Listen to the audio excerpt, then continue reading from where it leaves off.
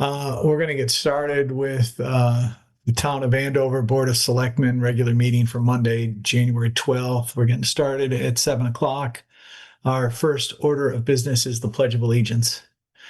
I pledge allegiance to the flag of the United States of America and to the republic for which it stands, one nation, under God, indivisible, with liberty and justice for all. We're going to move on to item 2, public speak. We're going to start with Liz Lokech.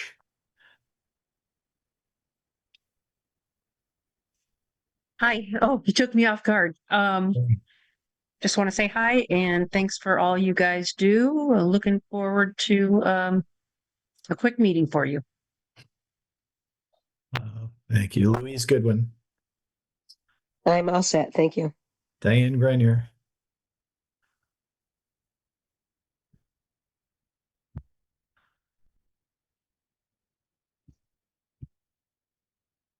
Stephen King. Nothing at this time. Happy New Year. Bill Penn. Happy 2026 and just listening tonight. Thank you. I have a cell phone, 3815.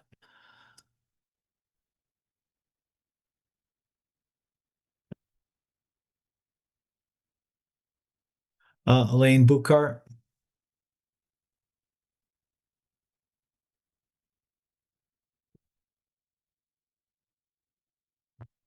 Thank you, Jeff. Sorry. Had a hard time unmuting myself. I just wanted to mention a few things. The Welcome to Andover sign is done, the second one, but now, of course, the ground is frozen, so we're going to have to wait a few months until the Public Works Department can dig the holes to go ahead and install the sign. So we're looking at a late winter project, maybe in January or February if there's a thaw. Also, we had our Commission on Aging meeting this afternoon, and it was brought to my attention that the project for getting the stove up and ready for use, which requires a hood and a vent and a fire suppression system in the kitchen, that was a project that had been approved to be done with this year's $25 to $26 in the budget. And CIP had definitely had it on their project as this is something that should be done this year. And we just don't know what's happened with that project. It was something that Eric Anderson was working on and looking into getting prices, things like that for the stuff that needed to be done. And we just don't want it to get lost with having Eric leave. So anyway, I just wanted to point out that it's important to have a working stove in the Andover Community and Senior Center so that we can do a lot more things and maybe get more for rentals, etc. But I just wanted to point that out. That's it. Thanks. Okay. The phone number that ended in 3815. I know you're off mute now, so. Hi, this is Leanne Hutchinson.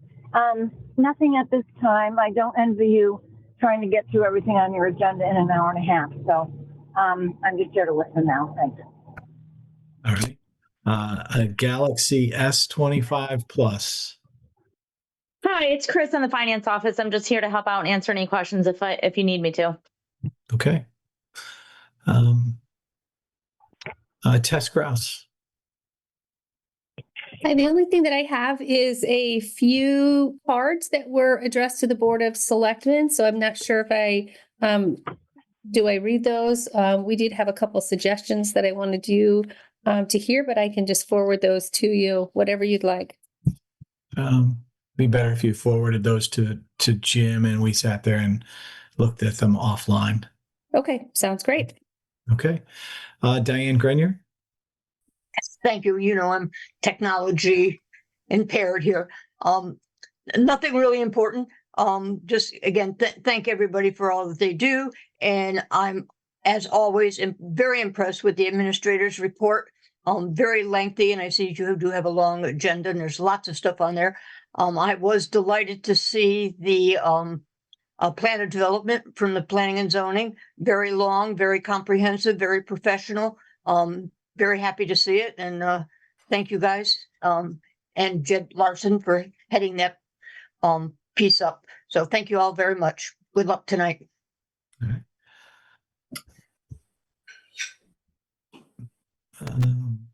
I did call on Bill Penn, right? I'm trying to go through the list. Yes. Yes, you Okay. did. Thank you. I was good. Yeah. Joanne Heber, Hello, just here to listen. Thank you. Kimberly Person, All set, thank you. and Doris Maldonado. Good evening and Happy New Year. I'm happy to announce to the Board of Selectmen and those who are not aware that I've been contracted by the Office of Early Childhood Local Governance Partners as Andover's inaugural parent ambassador of the Early Roots Collaborative between Andover, Hebron, and Lebanon. And this work is supported under Connecticut Statute 10-500. And it's administered by Eastern Connecticut University. So my role will be on behalf of Andover families Andover families with young children, so 0 to 5,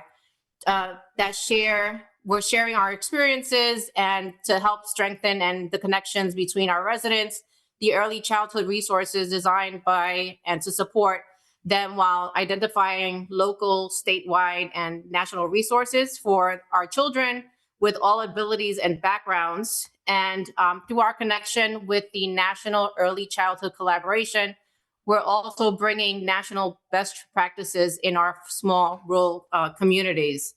I look forward to continuing this work so that Andover's young children and families feel supported and able to thrive. And I look forward to working with you all, and thank you for your service and time. If anyone would like to contact me, I am open and will be providing and have provided monthly cafes at the library and hope to open more up for residents.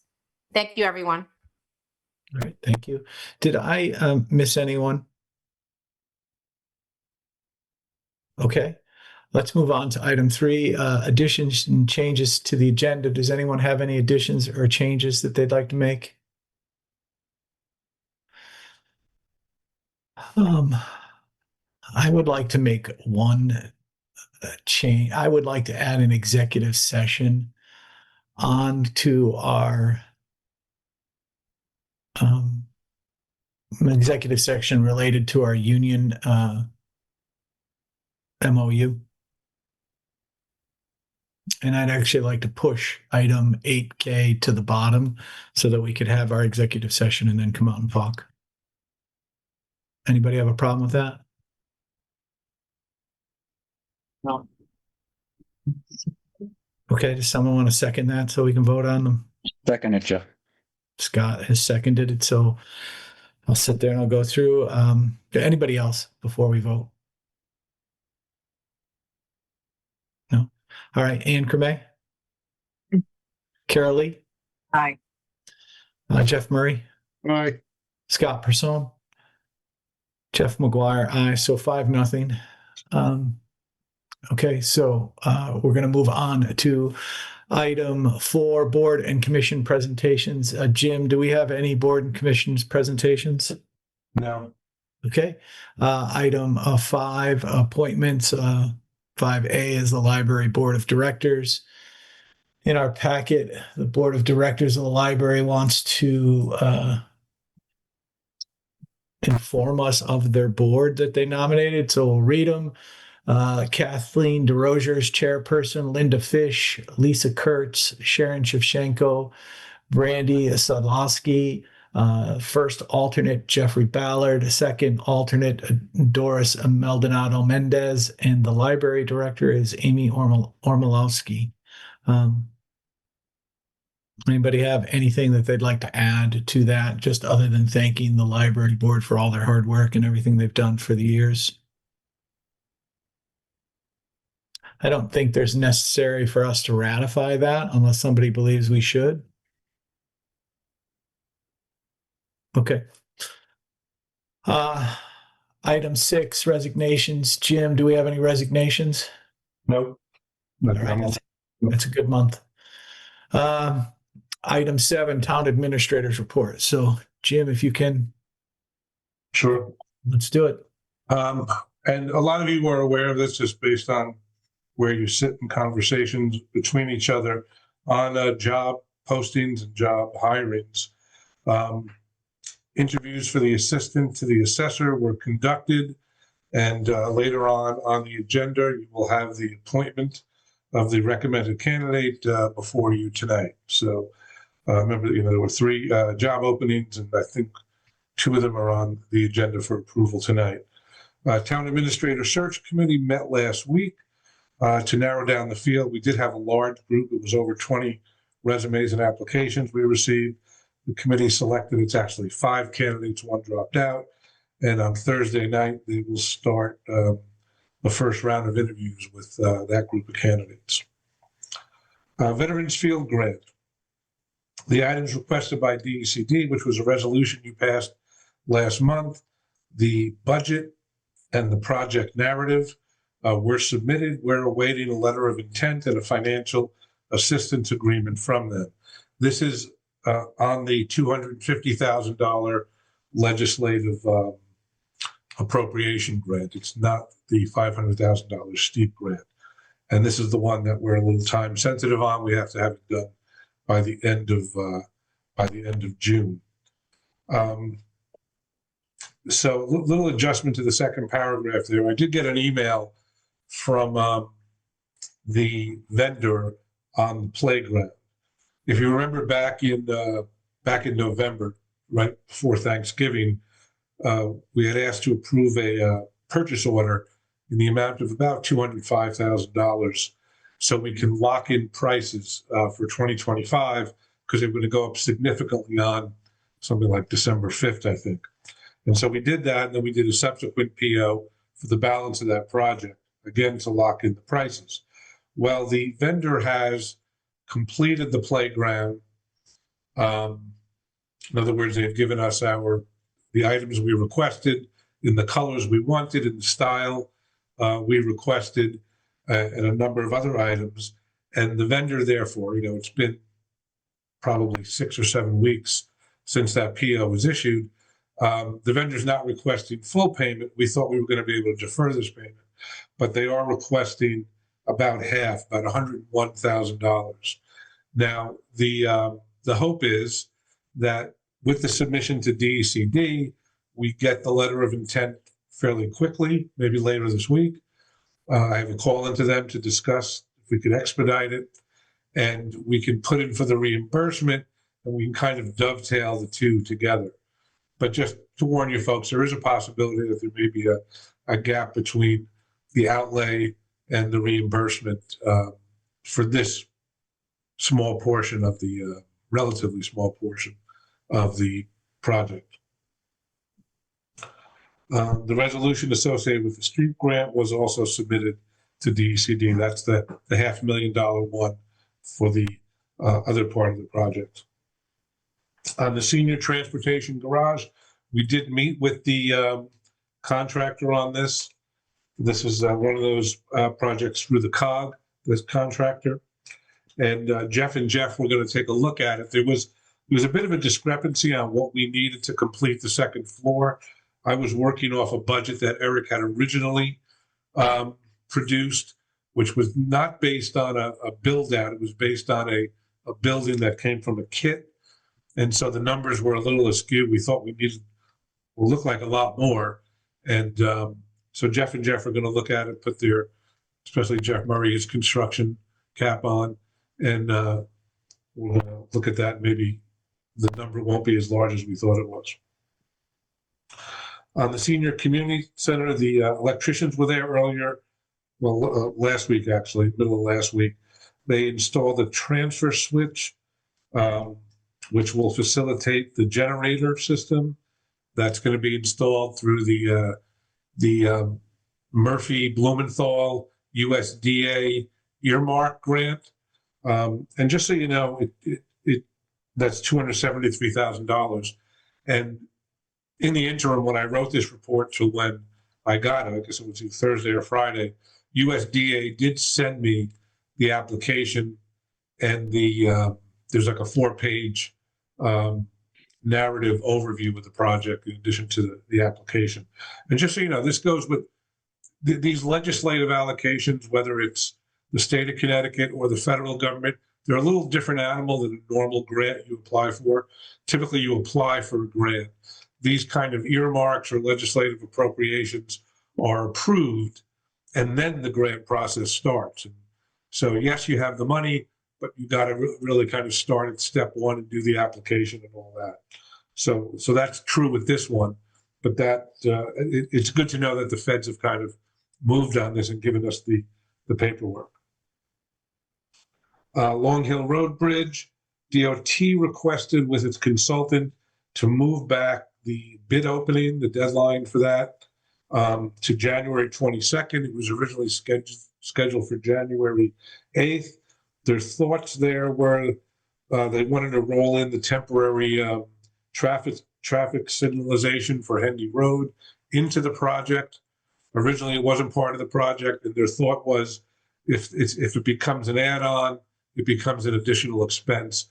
So now the people that are bidding on it will roll it in, and it's not a very large part of the project, so there might be some cost savings there.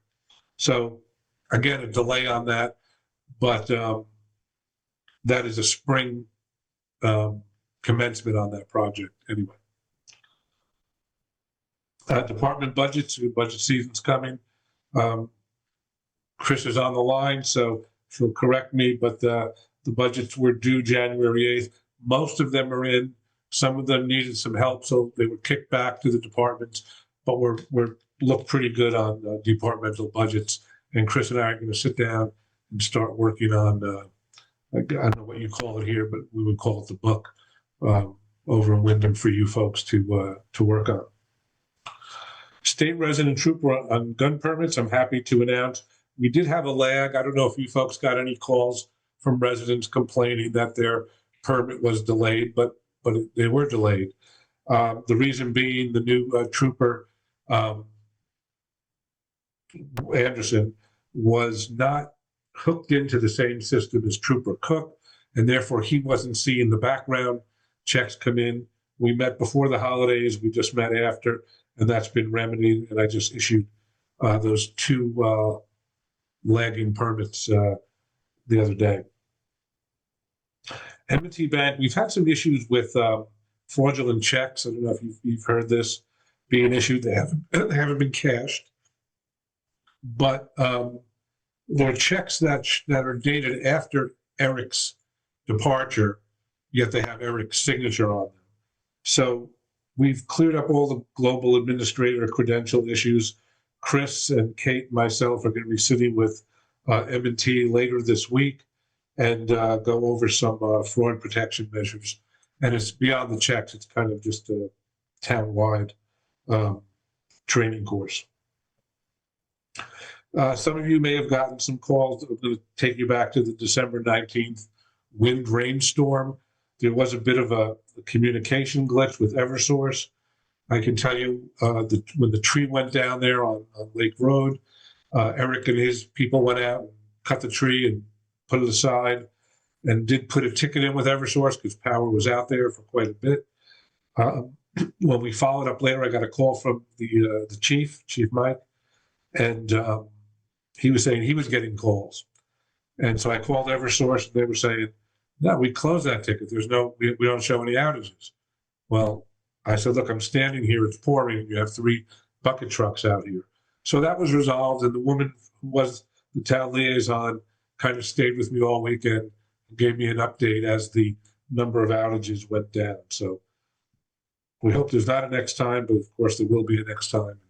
Maybe the process will be a little better. We haven't had a lot of snow. There's been some plowing, but the cold, wet, and kind of the frigid temperatures have required Public Works to go out and do some mainly salting, some plowing, specifically that storm of December 19th. Eric Johansson, and he has a report in here too, he may touch on it, said they're about halfway through the salt supply for the season. He has ordered more in anticipation of need, but says that we were still within budget. It's not going to be an over budget thing. Somebody mentioned the POCD, the Plan of Conservation Development. Taishi has submitted that. It's in your packet. It's voluminous. I don't expect you to look at it tonight. Planning and Zoning is setting a public hearing on it on March 17th, but they are inviting you a month earlier at the regular PZC meeting. So you have another month and a week or so to review that document and give any comments or ask any questions you might want at Planning and Zoning on February 17th. Percy Cook Trail back in December. Kevin Grindle did meet with the Board of Ed. They had some concerns about the location of the trail and its proximity to the school.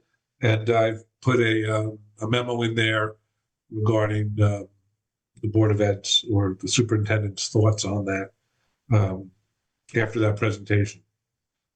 That's it, except for I do want to add, since Elaine mentioned it, the welcome sign. The welcome sign is a little bit different animal than the other welcome sign. The other welcome sign was on town property. There were some issues with the surrounding rock wall that we had to contact the state. This sign is completely on state property, and therefore we do need to go with a permit. The state is okay with the spot. They call it a clear area. So, you know, we're not going to be able to say where it goes. They're going to tell us where it goes. I'm sure that's a very open spot. If you know by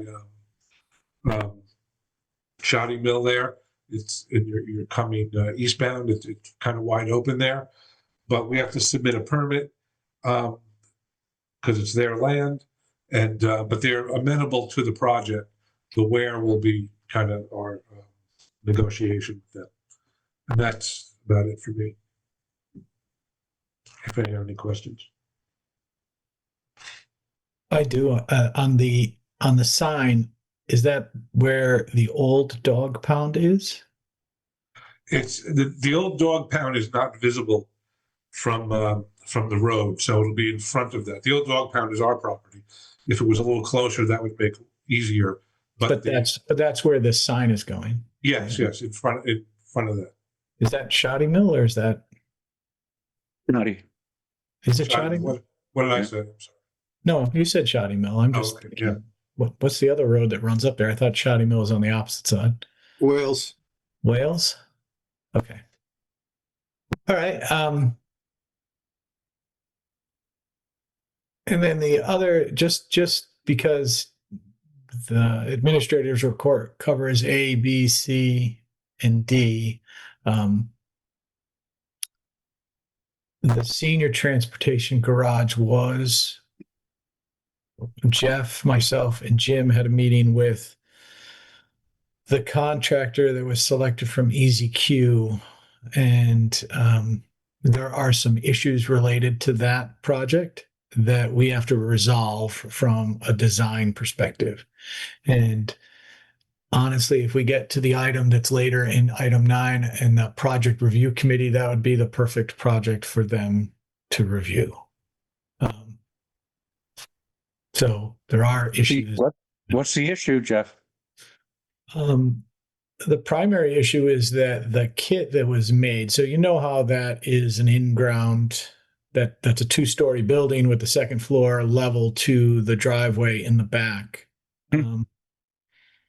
The roof line for the kit was going to run basically down to the ground level on the back for the garage. So even if we went with the way that it was currently designed, there would be some potential issues with that design. So I had made a recommendation that we consider putting a second floor on that, and the group was like, it makes sense that we just now have to figure out what the amount of money that we have available for that project, and then how much additional money would be required for the second story. And then we have to go through the normal channels of finding the money and then sitting there and getting it approved by the town. So that project's going to be a slightly delayed in my mind. Jeff, anything from your end from what you heard there? No, I agree with you about the roof. I mean, if somebody could just climb right up on the roof from the back, which I think is going to be problematic in the future. I just don't want to see any damage to those shingles or anything that would happen. So if we can get that up and get, and then for storage space as well, cold storage, it would make sense to add on, since we already have a foundation and most of the framing, the cost wise would be much less than putting up a separate building for storage. So you got that. And then as far as the veterans field issue that Jim raised, Jim and I spoke about that earlier today, and I really don't.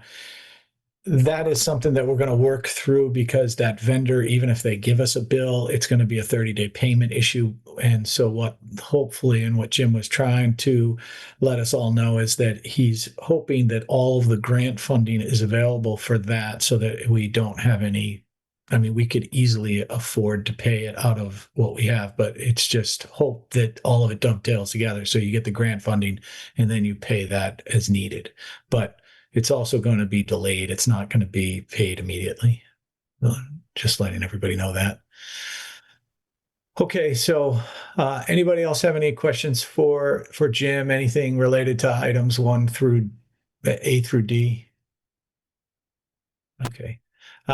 So we're in item 8E, status of the animal control services. Jim, I know we were going out and trying to sit there and talk to some of the other towns, including Wyndham, as far as when our animal control services contract expires. Have we had any luck related to any of those? No, we haven't. I haven't heard back from Mansfield, and I talked to the town engineer in Wyndham, who recommended that the expansion of that one is for staff. It's for the offices.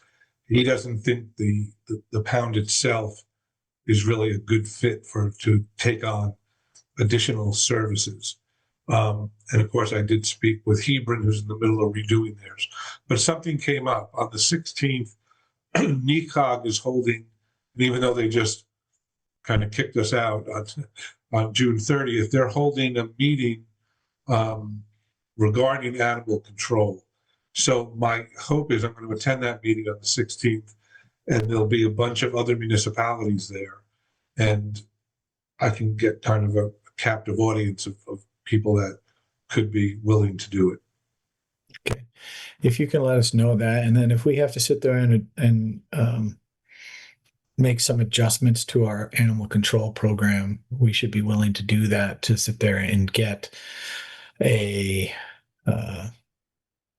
bare minimum of service related to that issue available for the town, so that we don't fall outside of our statutory requirements. So, right. Anything on 8E? Any additional items, anybody? Okay, 8F, status of corrective action plan for audit year ended June 30th, 2024. So I'll sit there and take this one. I have been talking to Michael. Oh, let me make sure I pronounce his last name correctly. Michael Van de Venter. He is our auditor. He works for Mahoney and Sable. And just so everybody has the background, and then I'm going to share some emails with you after this meeting. Eric prepared with the treasurer a corrective action plan, and right before he left, he submitted it. That corrective action plan had really two issues on it. One was specifically related to the Board of Education, and that is something that was not a problem. And the other one was an issue that is really a town issue, and I'm going to try to explain it as clearly as I can. the town treasurer, the prior treasurer, was attempting to reconcile the expenditures for the Board of Education so that she could post them into the town's financial records. And she was doing this with the information that was available to her, and that information that was available to her made the project slightly difficult, or not slightly difficult, impossible to do. And so the auditor basically came in and sat there and said, you need to stop reconciling to the school on a monthly basis because it's causing problems within the town's books.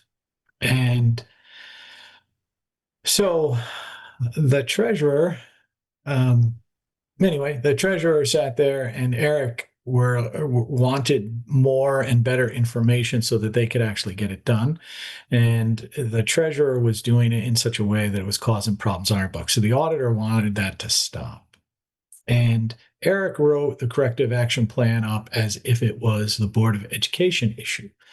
And in essence, it's not necessarily a Board of Education issue, it's a town issue. So I had gone back to the auditor and I sat there and said to the auditor that I think we should change the corrective action item to a town issue and that it should be put in as the treasurer is responsible for it. And the reconciliation should be done annually so that we can sit there and deal with the information. So I do that. Then I send the information that the auditor does, because the auditor, after he and I spoke last week, he wrote up a corrective action plan. And because we don't have a treasurer, the auditor put Jeff McGuire as first selectman as the person responsible for the corrective action item. So the auditor wrote that, and I sent it to the chairperson of the Board of Ed and to Valerie, and then Valerie came back and said that that's not how this should go. I didn't write it, to be really honest. The auditor did. And all I want to do is a corrective action plan needs to be filed. I told the auditor that we're going to file the corrective action plan that he drafted, and that what we're going to do is put the new treasurer, hopefully if we can appoint it today. And that is where the corrective action plan is. So it is still on hold, and it is a preliminary kind of thing that, it's about information. And if information is provided timely and is accurate, then you can get stuff done. If you can't get information timely and accurately, it doesn't get done properly. So, and the other issue, just so you all know, well, you'll see the emails. So you can sit there and look at the emails when I send them to you. But I had talked to Michael. Michael responded to me after the superintendent's email came back to us. He's a very easy guy to deal with. I had no problem with what he wrote. And the corrective action plan is actually the responsibility of the town. And hopefully we can get it submitted next week. Any questions?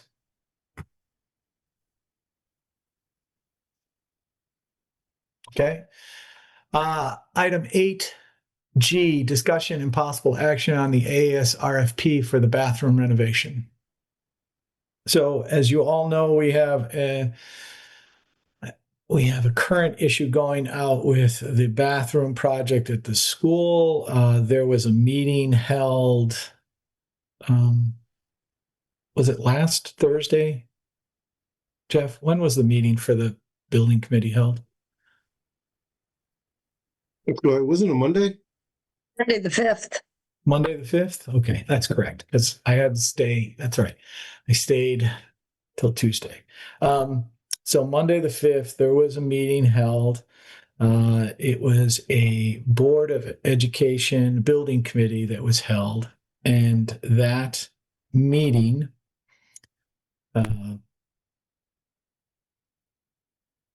well, I guess I just have to sit there and go through and tell you what I believe is happening. So right now, the building committee met in June, and this is your meeting after that meeting, Jeff Murray, is that correct? The only meeting?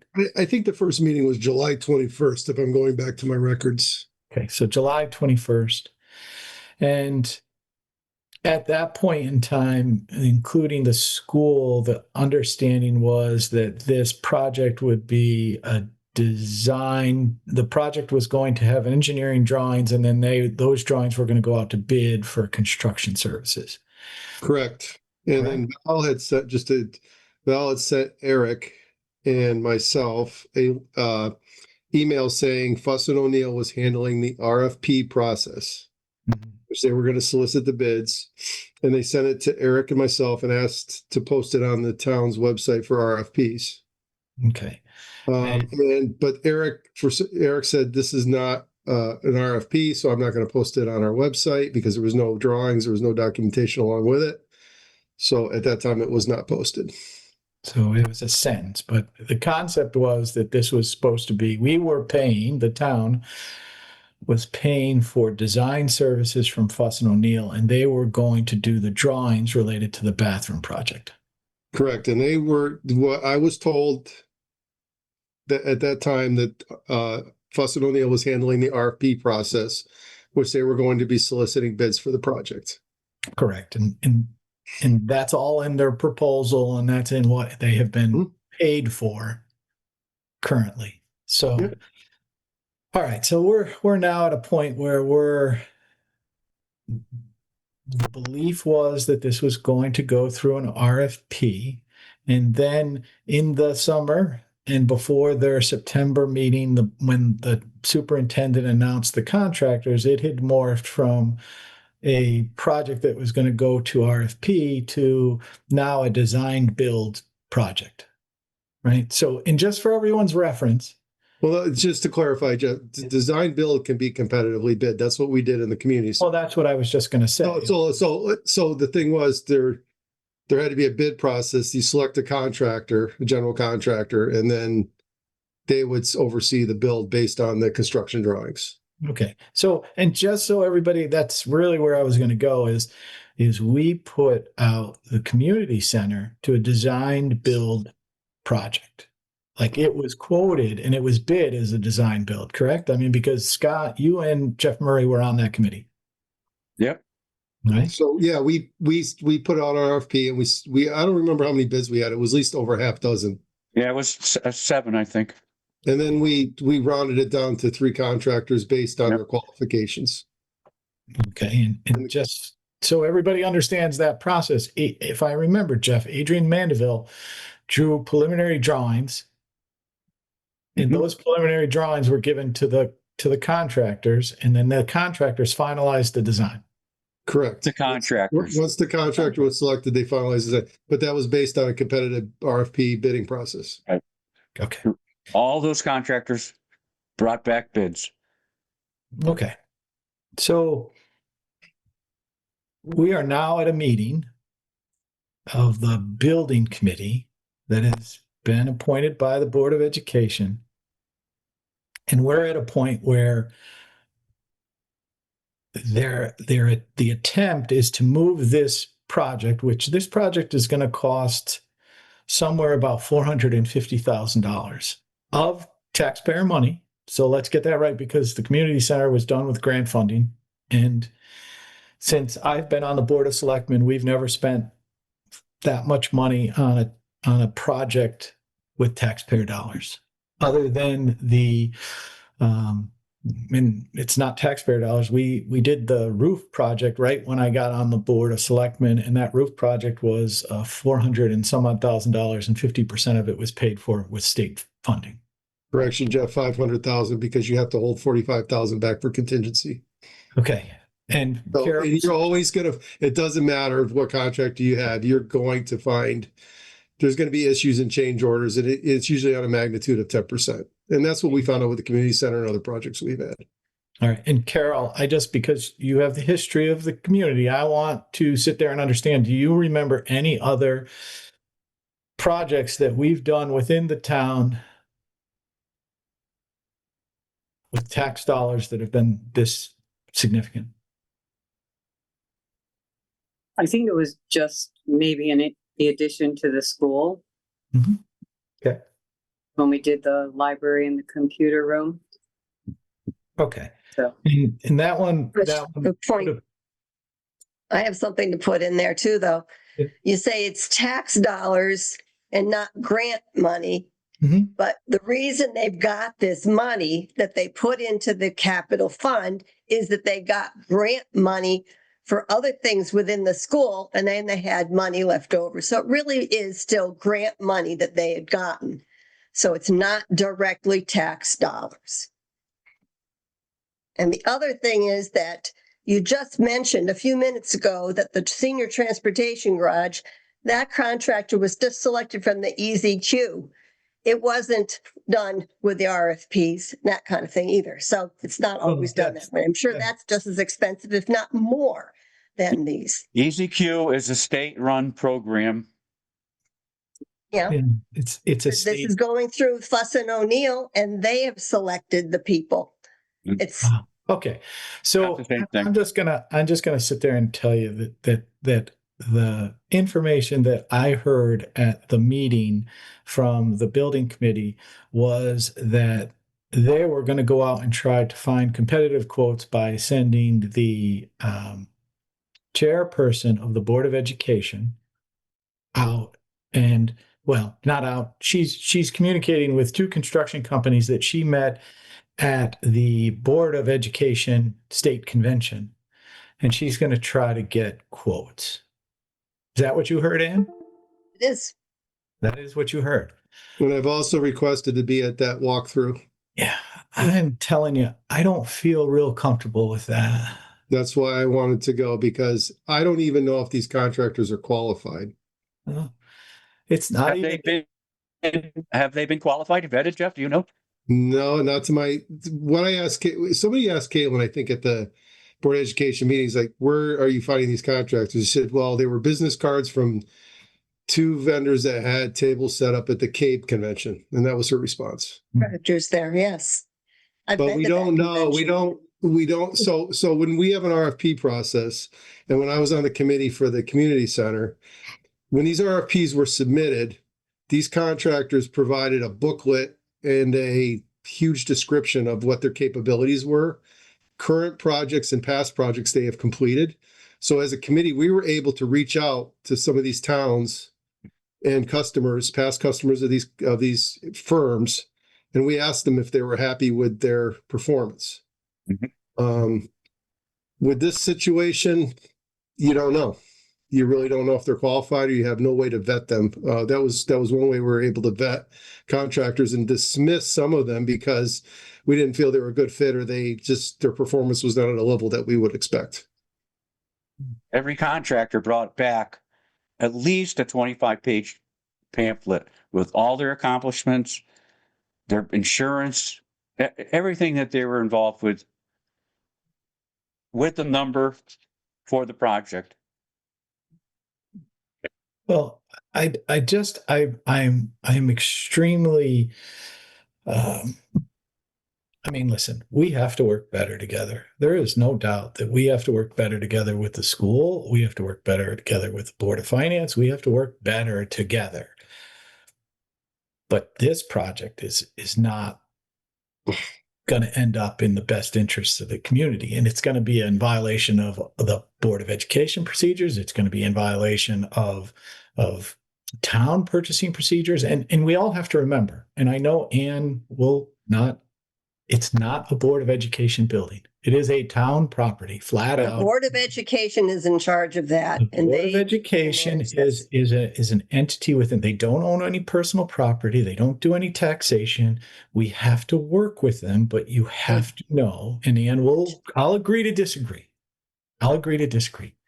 It is a town property. The town owns the building. And when you do these capital projects, the town has to be included in the project. And I know I heard stuff related to the roof project, but I remember coming in Carol, I remember Adrian working on that roof as well. he was on that committee at that point in time. So, which goes into what we need to do. We need to ask again, and we need to ask as a board of selectmen, as a group, that we work together, just like we did when we did the solar project. We forced ourselves into that equation. We shouldn't have had to. We should never have to.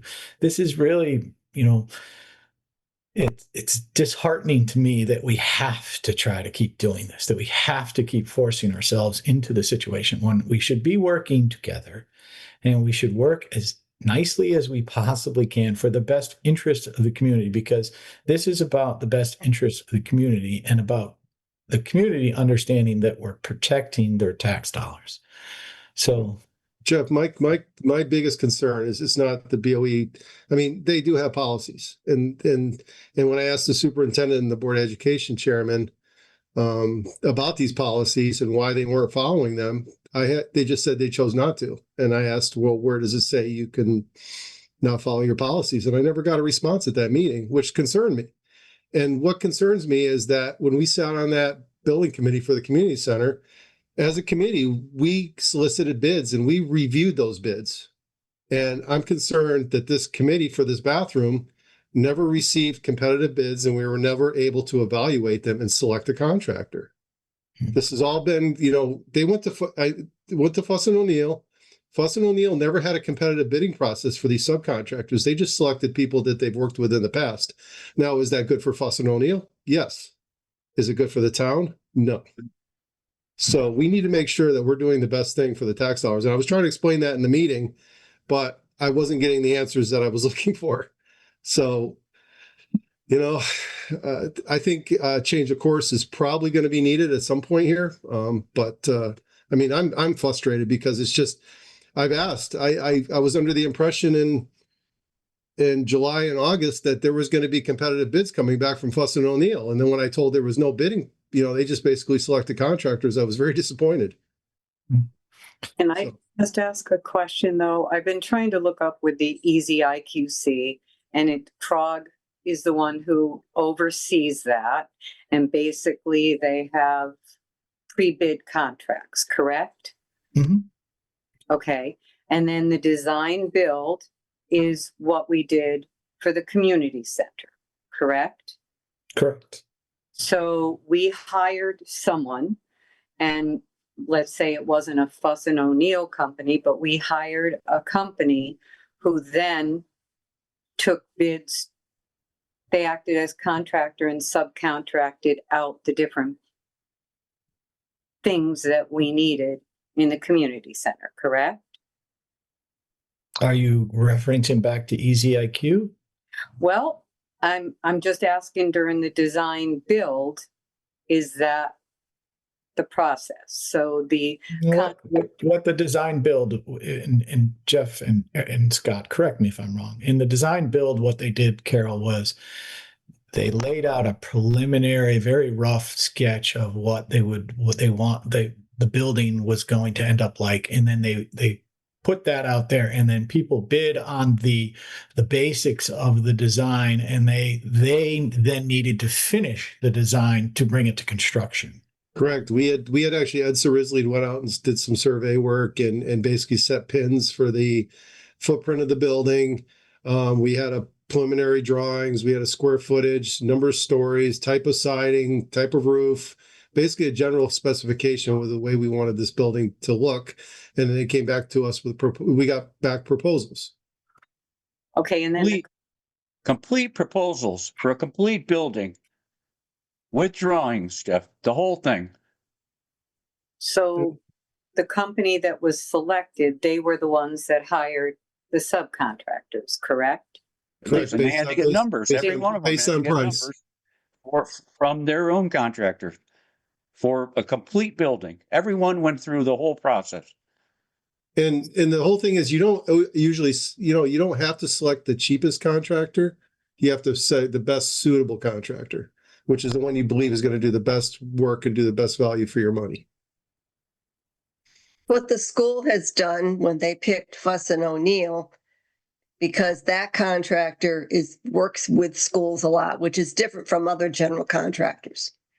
I understand that, Ann, but what they should have done is they should have reached out to 3 or 4 electrical firms and got the best pricing. What they did is they just reached out to people they were familiar with and got quotes, which that is, if we're talking about our taxpayer dollars, that is not. Fuss O'Neill did that? Fuss and O'Neill did not solicit competitive bids, which I was told otherwise. See, when you read, I could send you emails. I have emails from the superintendent and the Board of Education chair saying there was Fuss and O'Neill was doing the RFP process. I asked probably 2 weeks ago, can you, at that for the Monday meeting, I said, can you please include these competitive quotes that Fuss and O'Neill did during the RFP process? The superintendent responded to me, there was no competitive bidding on this project. And listen, That's I have the, I think you were CC'd on, I think the whole board was CC'd on that email. this is if I can I'm going to give you my take, and you guys can tell me if I'm wrong, but I'm just telling you from the documentation I've seen. The committee and the Board of Education were moving this project forward as they were going to get an engineered drawing of this project. So when it first started out was, I'm going to get Fuss and O'Neill to do the drawings and the design work on the bathrooms. Correct. That's how it started. That's what the first contract says. That's what the first proposal says is, you know, it goes through the design work. It goes through, the basic information, the design work, it goes through the bidding process, and it goes through construction administration. That was the first proposal. So in essence, we were going to use Fuss and O'Neill as the engineering design team, and they were going to assist the group and send it out for bidding. But that's what I was told. That's what the committee was told. We pivoted. The Board of Education pivoted. The superintendent pivoted, and then started talking about in August and September that this was a designed build project, which means that Fuss and O'Neill was going to get paid for the design work and then be the general contractor on the project. Right? Yeah. So I'm just telling you, there's a pivot that happened in the summer, and there's a new proposal out there that is a Fuss and O'Neill design build proposal for $390,000. And we have a contract for a proposal for design services for $48,000 that we're still paying. So now everyone's upset at me because I won't pay, if I won't release, and I'd be really honest, and if the board wants to release that money, you guys can vote to release the money. I'm not releasing the money to Fuss and O'Neill because we have potentially 2 different proposals. We have one proposal that's this, I'm going to do all your design work. I'm going to put this out to bid. I'm going to let you see the bids. And then you're going to select the contractors that are the right contractors for this job. Now I have this whole other proposal that's over here, and it says it's a design build proposal. And I'm like, well, where's the money that we've spent for the bidding services of $3,900? And why are we paying them construction services money of $11,000? Like, who is approving this? So what happened was I was in for signing checks and I saw this, and I'm like, I told Jim and I told the treasurer, and I've told, you can't send any more checks to Fuss and O'Neill until we as a community come together and understand really what we're doing. And I'm just sorry this project is not managed in an effective way for the community. And we need to talk about it, and we need to decide what we're doing about it, because it is a town-owned building. We have to work with the Board of Education. There's no doubt about that. Has to be a collaborative effort. If it's not collaborative, this doesn't work. But right now, I am extremely concerned. I'm hesitant to that we're not managing town resources properly. So I just want to After see, that meeting, I just want to see a fair and open bidding process. That's all I want to see. I want to make sure that this stuff is competitively bid. And another issue is that the superintendent has told me multiple times that we don't have people on these boards that are capable of doing these type of services. And this was something that I spoke to Jeff McGuire about probably about 6 months ago, is putting together a committee of professionals that live in town that want to serve on a committee to review these type of projects.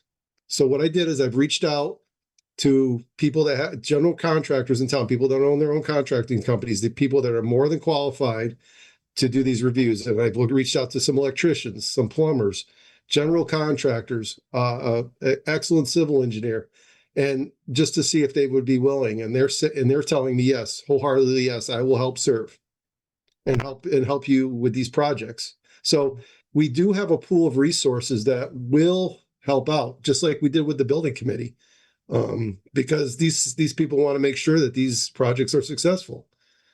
And I would sit on that committee as well. I would even chair it and let these people weigh in on these drawings. Because if you're an electrician, let me just say, when you're looking at these drawings as an electrician, if you look like you have to do this job, you're going to look at those drawings from the perspective of an electrician. Same as a plumber, same as a civil engineer, and they're going to make comments and they're going to make notes of things that are missing. And I'm telling the board and telling the public here, you need to make sure you dot your I's and cross your T's, because if you don't and you start missing things, you're going to start getting change orders, and those change orders will add up. So you need to make sure that these drawings, I mean, they're not going to be perfect. That's why I'm saying you need at least a 10% contingency, but you need to make sure you capture most of these errors early on and you get them corrected before this goes out to bid. And I'm saying they need to be 90 to 95% complete and accurate. Did Fuss and O'Neill do that? Well, that was part of my concern at the Monday's meeting with the board head. I mean, when we first met in July, I noticed a bunch of things like some door interferences and some lighting that was not placed in the correct locations. And I asked for those to be changed. And I also asked to look into some of these water valves and things that control the faucets to see if we could do like a hybrid thing that was a manual with a, an automatic switching that it's like let's just say a bathroom, a toilet or something that, they would have a manual flush handle. But if somebody went and used that toilet or that urinal and they don't flush it, after a minute, it would automatically flush. Just because I talked to a bunch of elementary school students just to see how they thought about the bathrooms. And a lot of them said they don't use them because a lot of the kids don't flush. They just make a mess out of them. So I was trying to do some things to improve the design, make it a little bit better. But when we got to that Monday meeting, I looked at the drawings that were updated and none of those changes were even on there. So I kind of felt like my time was wasted at that July meeting because none of the changes were even implemented on those drawings. Well, that goes into my whole thing about having stamp drawings. Those drawings that we saw at that meeting were dated June 28th. Well, I had the ones that had said September on them, the ones I was looking at. So that's why that was way after the meeting that we had. So I was concerned that those changes weren't implemented. So some of the most important stuff of that project are the actual drainage, the pipes, the drainage, which is causing the problems. None of that is even on those prints. The grades to the septic, to the fields, none of the grades, nothing is there. That whole piping system is going to have to be taken apart very carefully. The problem is when you start saw cutting and jackhammering that cast iron, it's going to shatter, and it has to be carefully done. And it should also be in the quote. It also should be in the quote if we find extra damage down the road, like how much per foot it's going to cost to excavate and repair, because we don't know. Because the way this project is set right now, it's the equivalent of you just calling up a roofer out of the River East News Bulletin and saying, "Come put a roof on my house." And then just, anybody that is going to get a roof put on their house, even on this meeting right now, wouldn't you call 2 or 3 contractors and get some competitive quotes? But we haven't done that with this project. We've just gone out to one engineering firm and we've gotten one quote with no competitive bidding. So we could be in for a surprise. I mean, they're telling us this amount of money, but if they find things in the floor and damage and extra work, I mean, this could steamroll into hundreds of thousands of dollars more. So it's, I'm really concerned.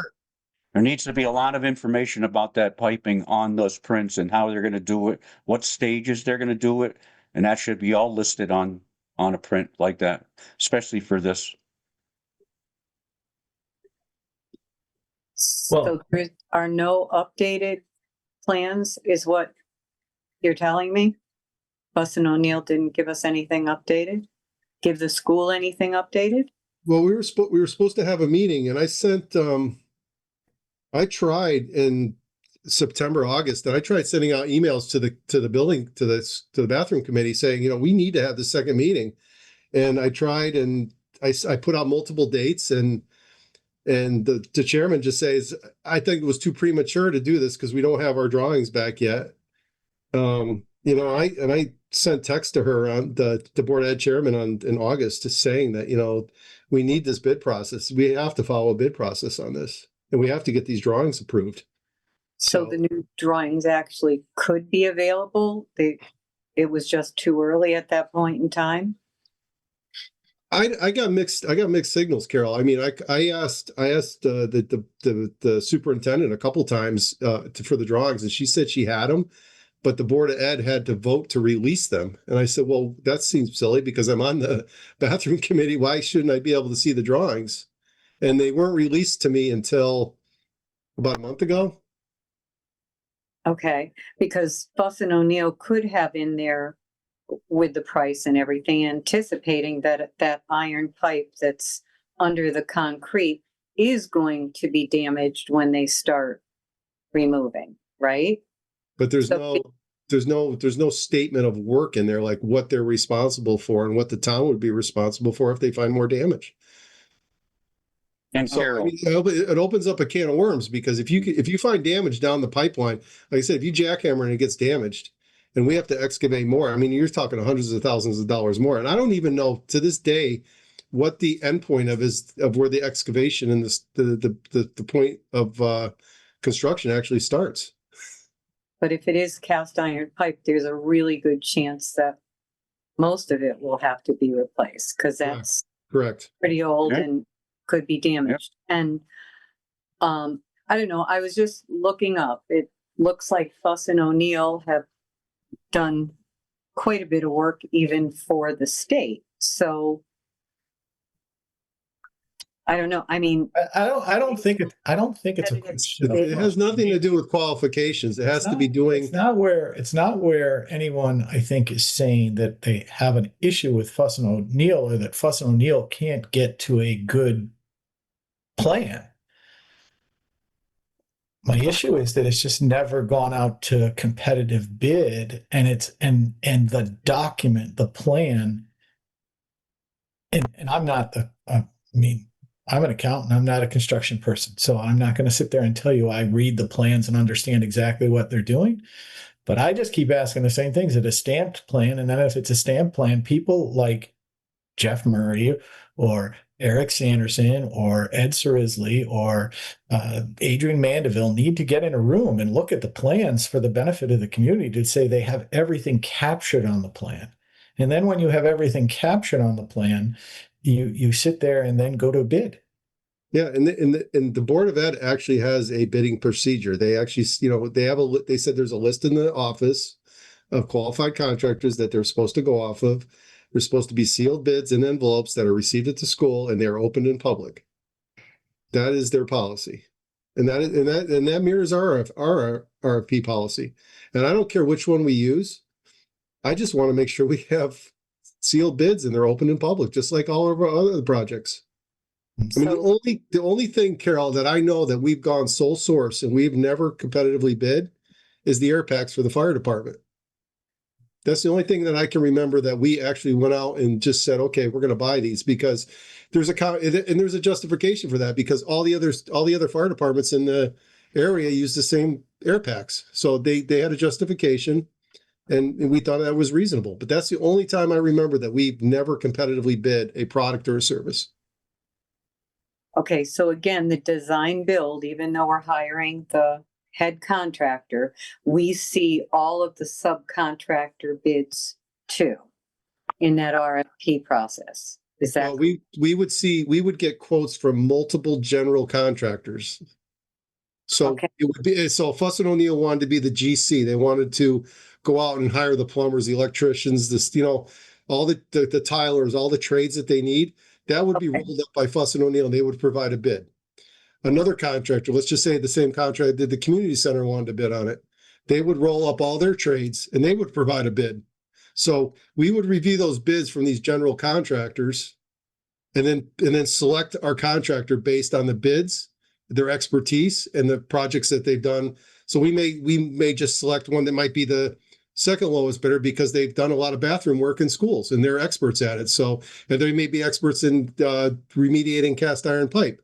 So those are certain things that would be in that bid package that we would look at. Okay, but we wouldn't see each of the independent subcontractor bids that Fuss and O'Neill received if they were the selected GC, correct? Yeah, which I didn't have a problem with them being the GC, but I just wanted to make sure that these subcontractors that they bid were competitively bid. That we had 3 electrical outfits bidding on it, 3 tiling contractors, 3 plumbers, just to make sure that the town is getting the best value for their tax dollars. Because we don't know if the people they selected is actually they're probably more than qualified, but are they the lowest price? They could be $100,000 higher than competitive contractors.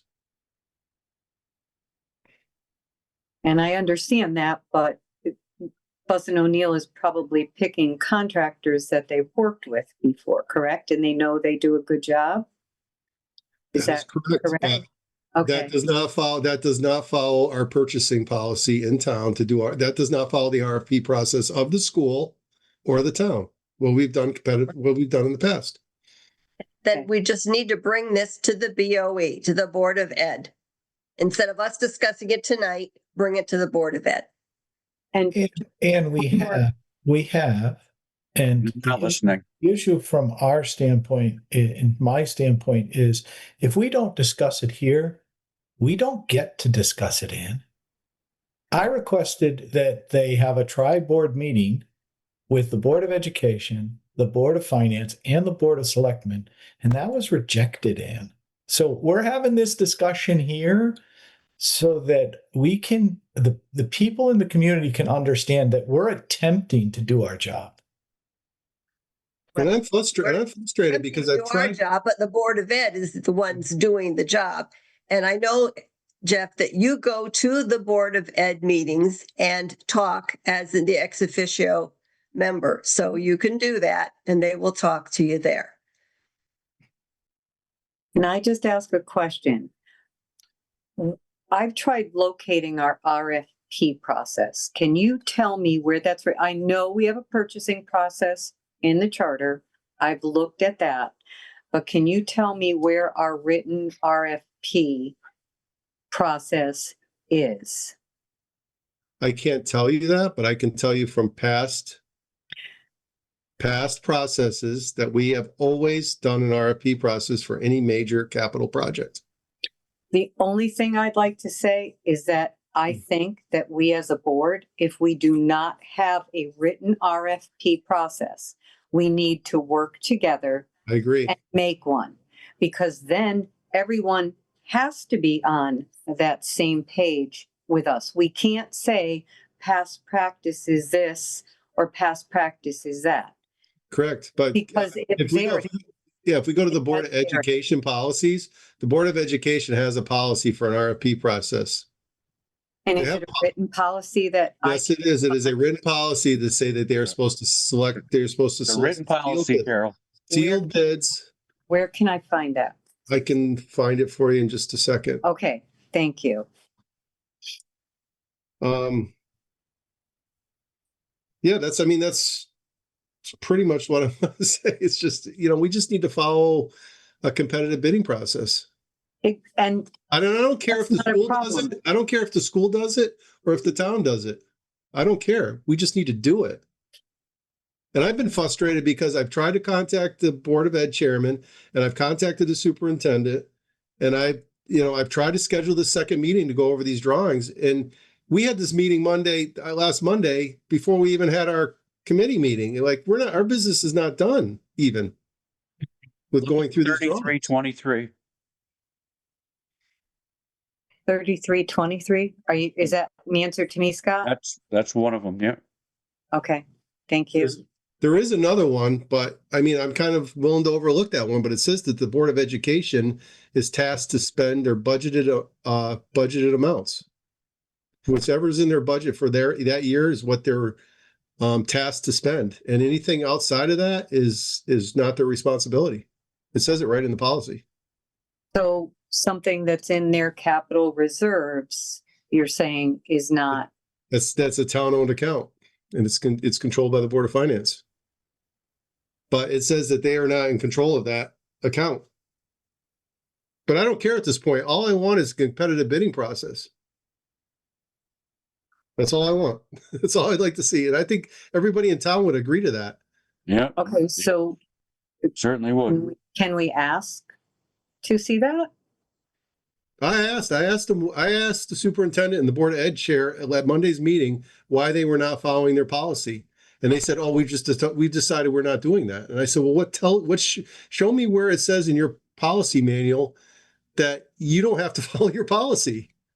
Carol, I didn't get an answer. The direction that is heading is that on the Board of Education, next Board of Education meeting, they're going to vote to move to a design to build program.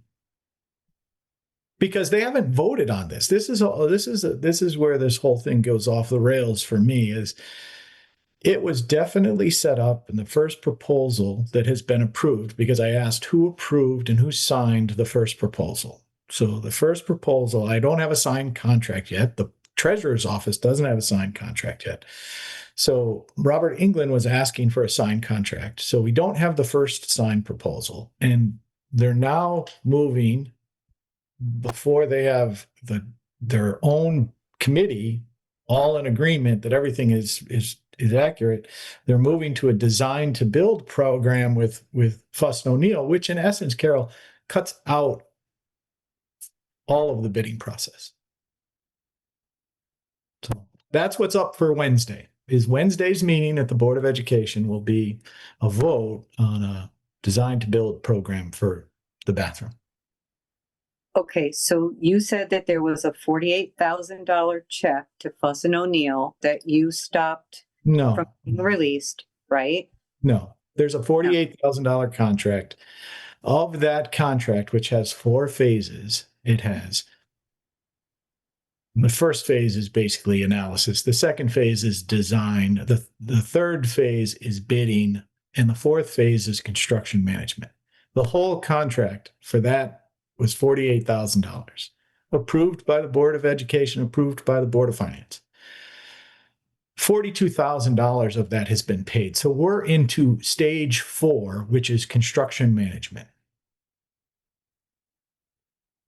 It's only $5,000 that I'm holding, Carol. Like that I am personally sitting there saying we shouldn't pay that. Nope. And to be really honest, they sat there and said that they might get an $11,000 credit if they move to the design to build for the construction services. I mean, it's the other policy is 3320. And it talks about purchase orders, and I can read this really quick. It says the superintendent of schools shall develop and administer the purchasing program of the school district with such activities as ordering, verifying receipt of orders, and distribution of materials received. The superintendent is authorized to issue purchase orders upon the receipt of requisitions where quotes or formal bids are not required. And then when purchase orders are for items included in the budget and when sufficient funds are available for the particular budget account.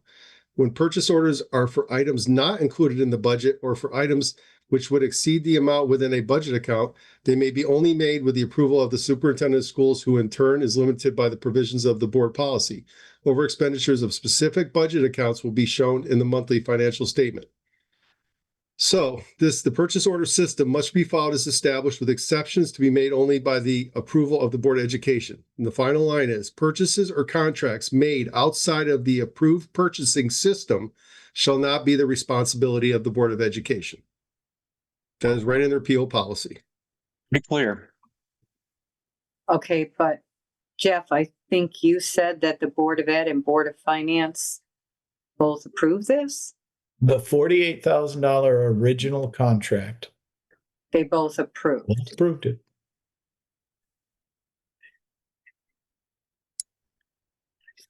Well, So, Board of so, Education so would- just so you understand what is happening, the last $5,000 on that contract, there is one check for like $2,700 that is being held. I mean, because Carol, I can't understand as an accountant, right? Just as my accounting world, why would I ever have approved those items on those invoices if I was going to change the proposed terms of my contract? So there's a check. There's only $5,000. This is not like it's the whole entire amount. This is $5,000 that's in section 4 of the contract. And I think I've shared it all with everybody, didn't I? So you're saying change to a design build now at this point in time is what you're saying? Correct. They have Passed everything, Carol.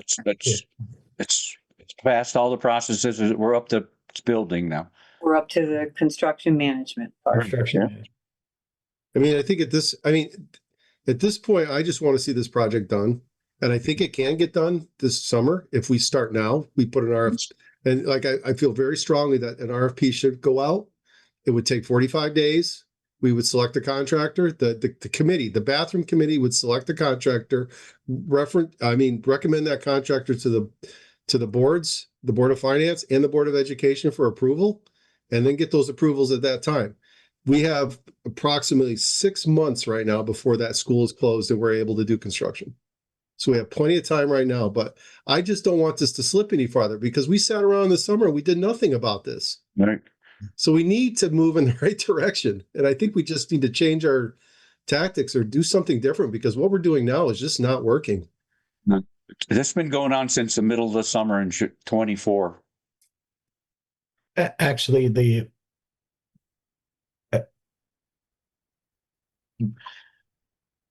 yes, the middle of the summer of 24. I was trying to think of the timeline, Scott, and you were right.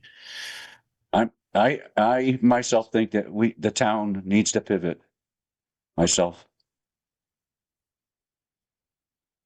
Okay, so we had our discussion on this. Is there any action that we want to take related to this? Yeah.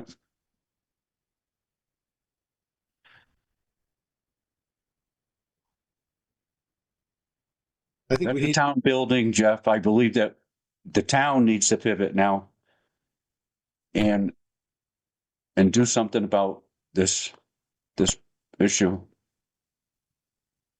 It's not being handled correctly. So, and just because I was having problems with the dates, the original contract was July 17th, 2024. Yeah.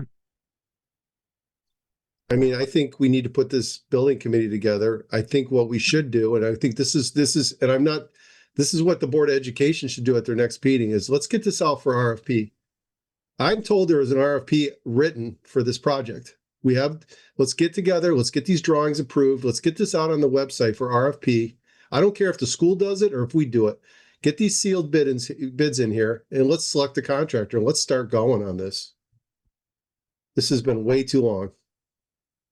And I'm not saying anything bad about the Board of Education. I mean, this is not in their wheelhouse. That's why I'm saying we need to put the right people on this and oversee this project to make sure that this gets done.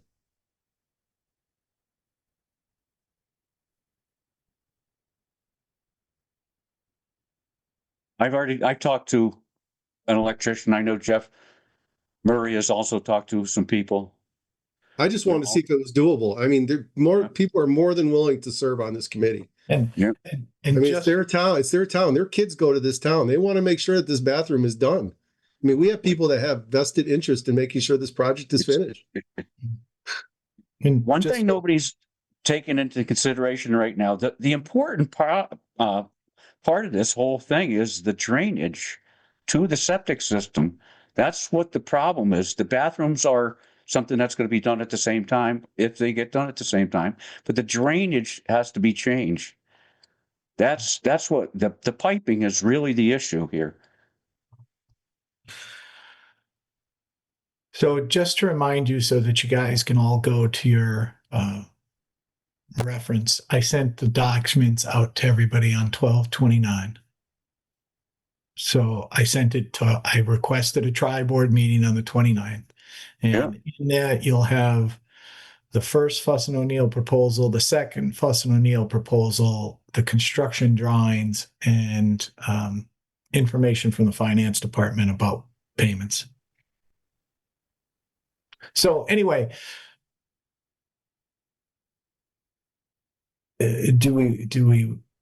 what are we going to do? Are we going to do anything as a board to sit there and direct this in a more positive manner? Or are we going to try to sit there and give it one more college try with the Board of Education and sit there and see if we can move forward in the proper direction? What's the board? After that last meeting, Jeff, I lost hope that anything good is coming out of that meeting with the Board of Education. I heard nothing there that was any good. That Fuss and O'Neill guy, my grandson could do a better job than that guy did. Oh, horrible. I just think we just need to go on a tactical pause on this project. Yeah, something's got to happen different. Okay. I think we need to have this final meeting with the committee, and then get these drawings finalized and bring it. If we're talking tonight and we're going to appoint people to this building committee next month, I'm thinking that would be our first order of business. And we just we make sure that these drawings are 100%. We get them out to RFP no later than the end of February. They come in, we select the contractor, and you're going to be ready to go by June. I don't think the prints are accurate, Jeff. Well, that's why I want to have them reviewed by the committee. I mean, I'm not a plumbing expert. I'm not I'm an electrical engineer, but I mean, you need a tradesperson to really look at those drawings, to really see how, and make sure all the notes are on that drawing. Make sure the notes are there. Make sure all the specs are there. There's no elevations to the fields. None. There's no elevations. Have a civil engineer we have a civil engineer. There's no elevations to all the pipes inside the building. That's all key to this. And this is not anything against the Board of Education. This is a help. This is to help. This is to help. It's a health issue right now. Well, no help. I want to help. I want to help move this along and get this done. Yep. I think the Board of Education does, but we have people that are willing to help. So let's engage them. Let's get them on this. Let's get them involved. Okay, so then is the board just wanting to? Are we going to do anything or not? Like I said, I think we need to do a tactical pause on this till we. Okay, so how does that tactical pause work? I mean, I call it tactical pause because everybody just needs to put their pens down and tools down and just take a look at this thing, because like I said, I don't think those drawings are complete. I think there's still things missing in them that we need to address. Okay, so I believe, Jeff, that we should get up together that committee that Jeff Murray and I were talking about. We could do a lot of this. We could do a lot of this. I mean, even now I could do this via email. We could send the drawings to these individuals, and we can get feedback, and then all that feedback could get rolled up by the bathroom committee, and we can, move forward. And then in the meantime, we start this RFP process, and we make sure that we have a good price on this project. Okay, which I hate to say it, but it's just, it's more work for us. But I really didn't want to get involved, but I think we have to at this point. Yeah. Do you have my experience? I mean, listen, information is not very good. It's not very easy to come by. Do you have the most recent drawings in a PDF? I do, but I don't know if they've been changed since. I don't know if there's any revisions. Okay. So, and I was told not to reach out to Fuss and O'Neill. Even as a member of the committee, I was told that I had to go through the Board of Ed chairwoman or the superintendent. So I can't converse with them directly. So let's see, if we make a resolution to request, I mean, because all we're doing is request, because again, we have to work with them. It's either we put a whole pause on this. I mean, if you want to put a whole pause on it, I mean, the only pause is it's a financial pause. I mean, then it's going to be a problem. Do we have the Board of Finance's approval on this or not? So now you're just going to, it's really a tricky slope. It's either we all work together or we don't. I'm offering. If we don't work together, then it's just sitting there saying, we own the building, you can't do it. I don't want to do that. I want to work. know. I'm offering a hand to the Board of Education to say, look, we are here to help you. We're not here to impede you. We want to get this done. So the Board of Education has a meeting on Wednesday. We're going to sit there and request that the Board of Education work with us to sit there and actually, I will ask them to have another committee meeting, and we should bring additional people to the committee meeting to review the documents. I'll ask for the documents to be reviewed in advance of the meeting. I would like the latest revision of those drawings. And then that way, those people that we put on this committee, even if we have to have a special meeting next week, appoint these people, let's do it. I don't care. I want to get this done. Okay. So if they're willing to do that, let's do this and let's get these drawings reviewed by our experts in town. All right. So my plan is to attend that meeting. I will ask nicely that that's what happens, and we will sit there and see where it goes. But eventually, if we're told no, yeah, then I think it's in our favor that we should probably do something about it. Okay.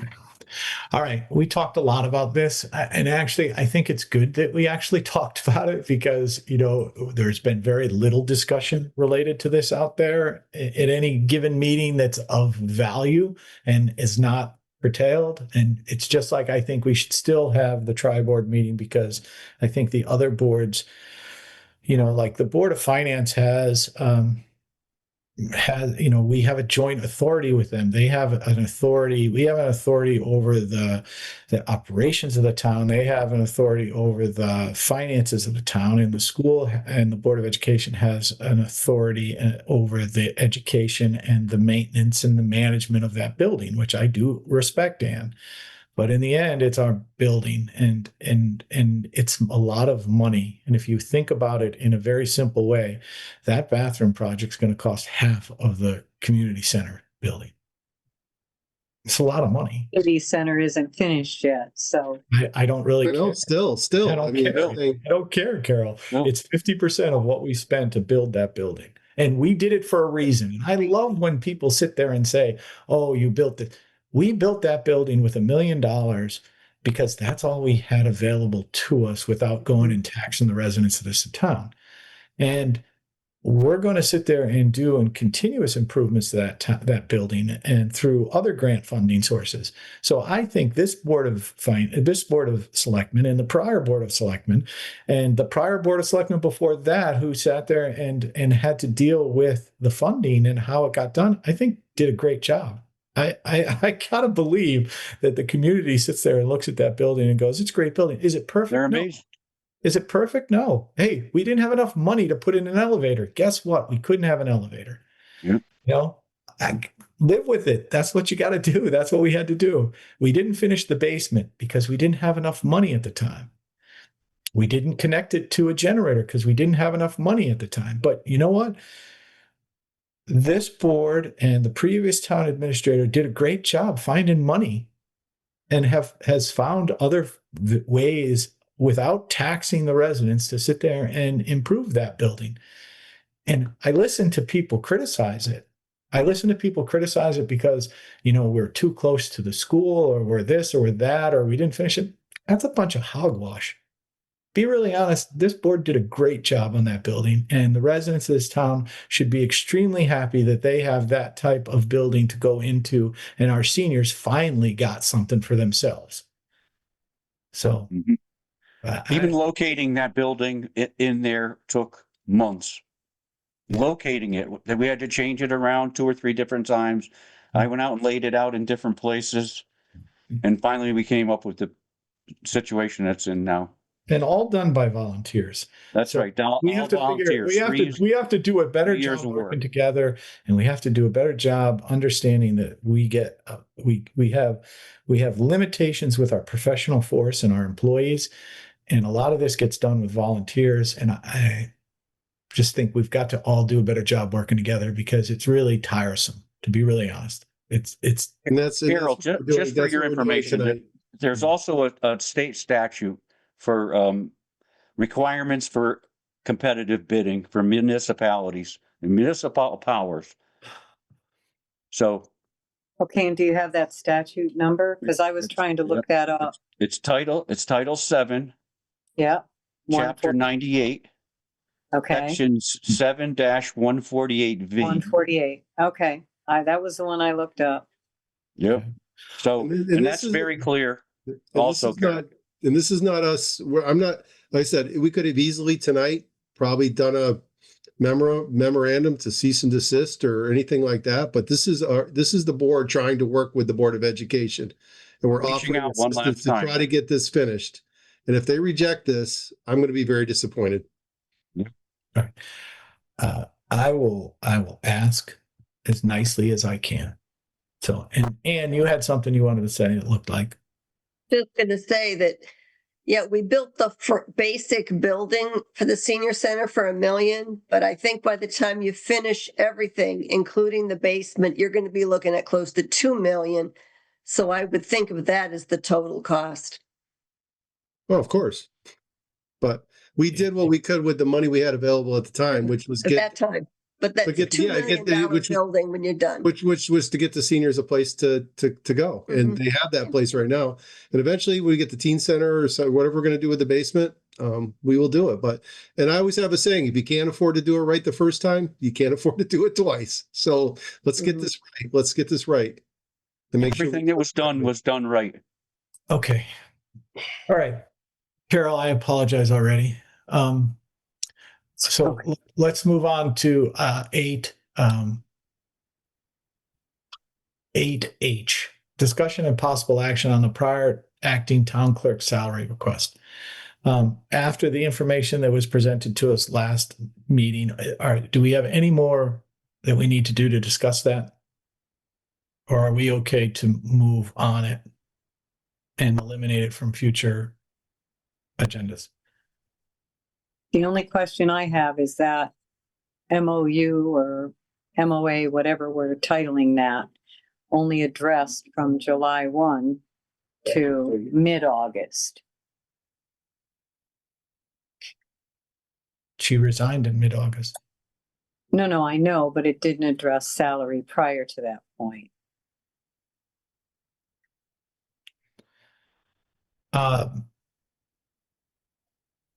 It didn't, because at that point in time, we were paying you to sit there and train. So we had that cost that we were incurring in that office. And so that's what the interpretation that Eric was dealing with Brittany under was, that since you were in that office and you were going to stay in that office until June 30th, that the majority of the additional work would happen for her at July 1st. And Carol, honestly, my biggest problem is we've got documentation from Brittany in here, and she was aware of that because she had to be aware of that when that was submitted to the union. That's my biggest problem. Like, we ran through all of this, but she was aware of that document. So are we going to, is anyone going to act on this? Because let's just move this forward as if we're going to act on it. Let's vote on something right now and move it on, or let's get it off of our agendas. Well, Jeff, last time I abstained because there was a lack of information, but I feel like I've gotten the information that I needed, and I don't feel we need to act on this. Okay, so we can eliminate it from the future agendas. And listen, if any other members of the board want to make a motion to vote on something, I'm okay voting on something. I just don't want, we got to try to eliminate the items off of our agenda stuff. So. Okay, so if there's no motion being made, we're going to move on to item 8I, discussion and possible action on rental policy and fees for the use of the community center and senior center. So we got a lot of information that was in the packet from other community centers and our community center. So does anybody have any issues with the schedule that the community center is thinking of charging? It's cheaper than other community centers. But I guess that's good to start out with. Yeah, and Tess added that little part about having somebody there all the time. Mhm. That, are we just gonna roll that all in as just one fee per hour? I don't know, Tess, you can answer that. Yes. Yeah, Because- I'm happy to answer that. Yeah, we wanted to add that on to the additional fee, but we can break it down in the contract itself. I don't think it changes. It would just change per hour. I did speak with Kermit today and I do have some updated information. So I'm not sure if you want that now or. Sure. Sure, let's do it.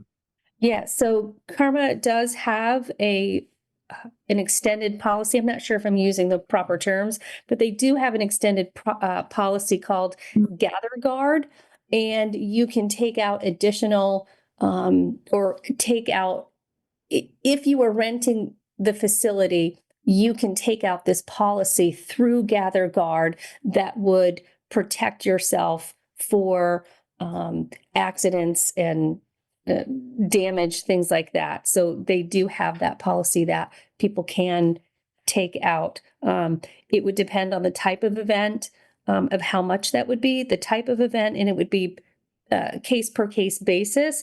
It would be type of event, number of people, where it was being held, and if there was alcohol or not. So they do have a policy that would include if somebody was to like a BYOB. And I believe the Rec Commission has something like that as well. They mentioned the Rec Commission today. Would you administer these policies? You would have the forms that they would fill out when they did the application to use the community center, so they would do that at the same time? Yeah, they would just have a link on that contract. They would have a link that they could fill out that extra insurance policy and then add it to the application when they apply. But they would be required to, if they did a BOYB situation, they would be required to have the insurance. That's correct. Okay. Yeah, well, and if we require them to have insurance, this would be the insurance they would go through. Do you have an I thought idea of that I approximate cost?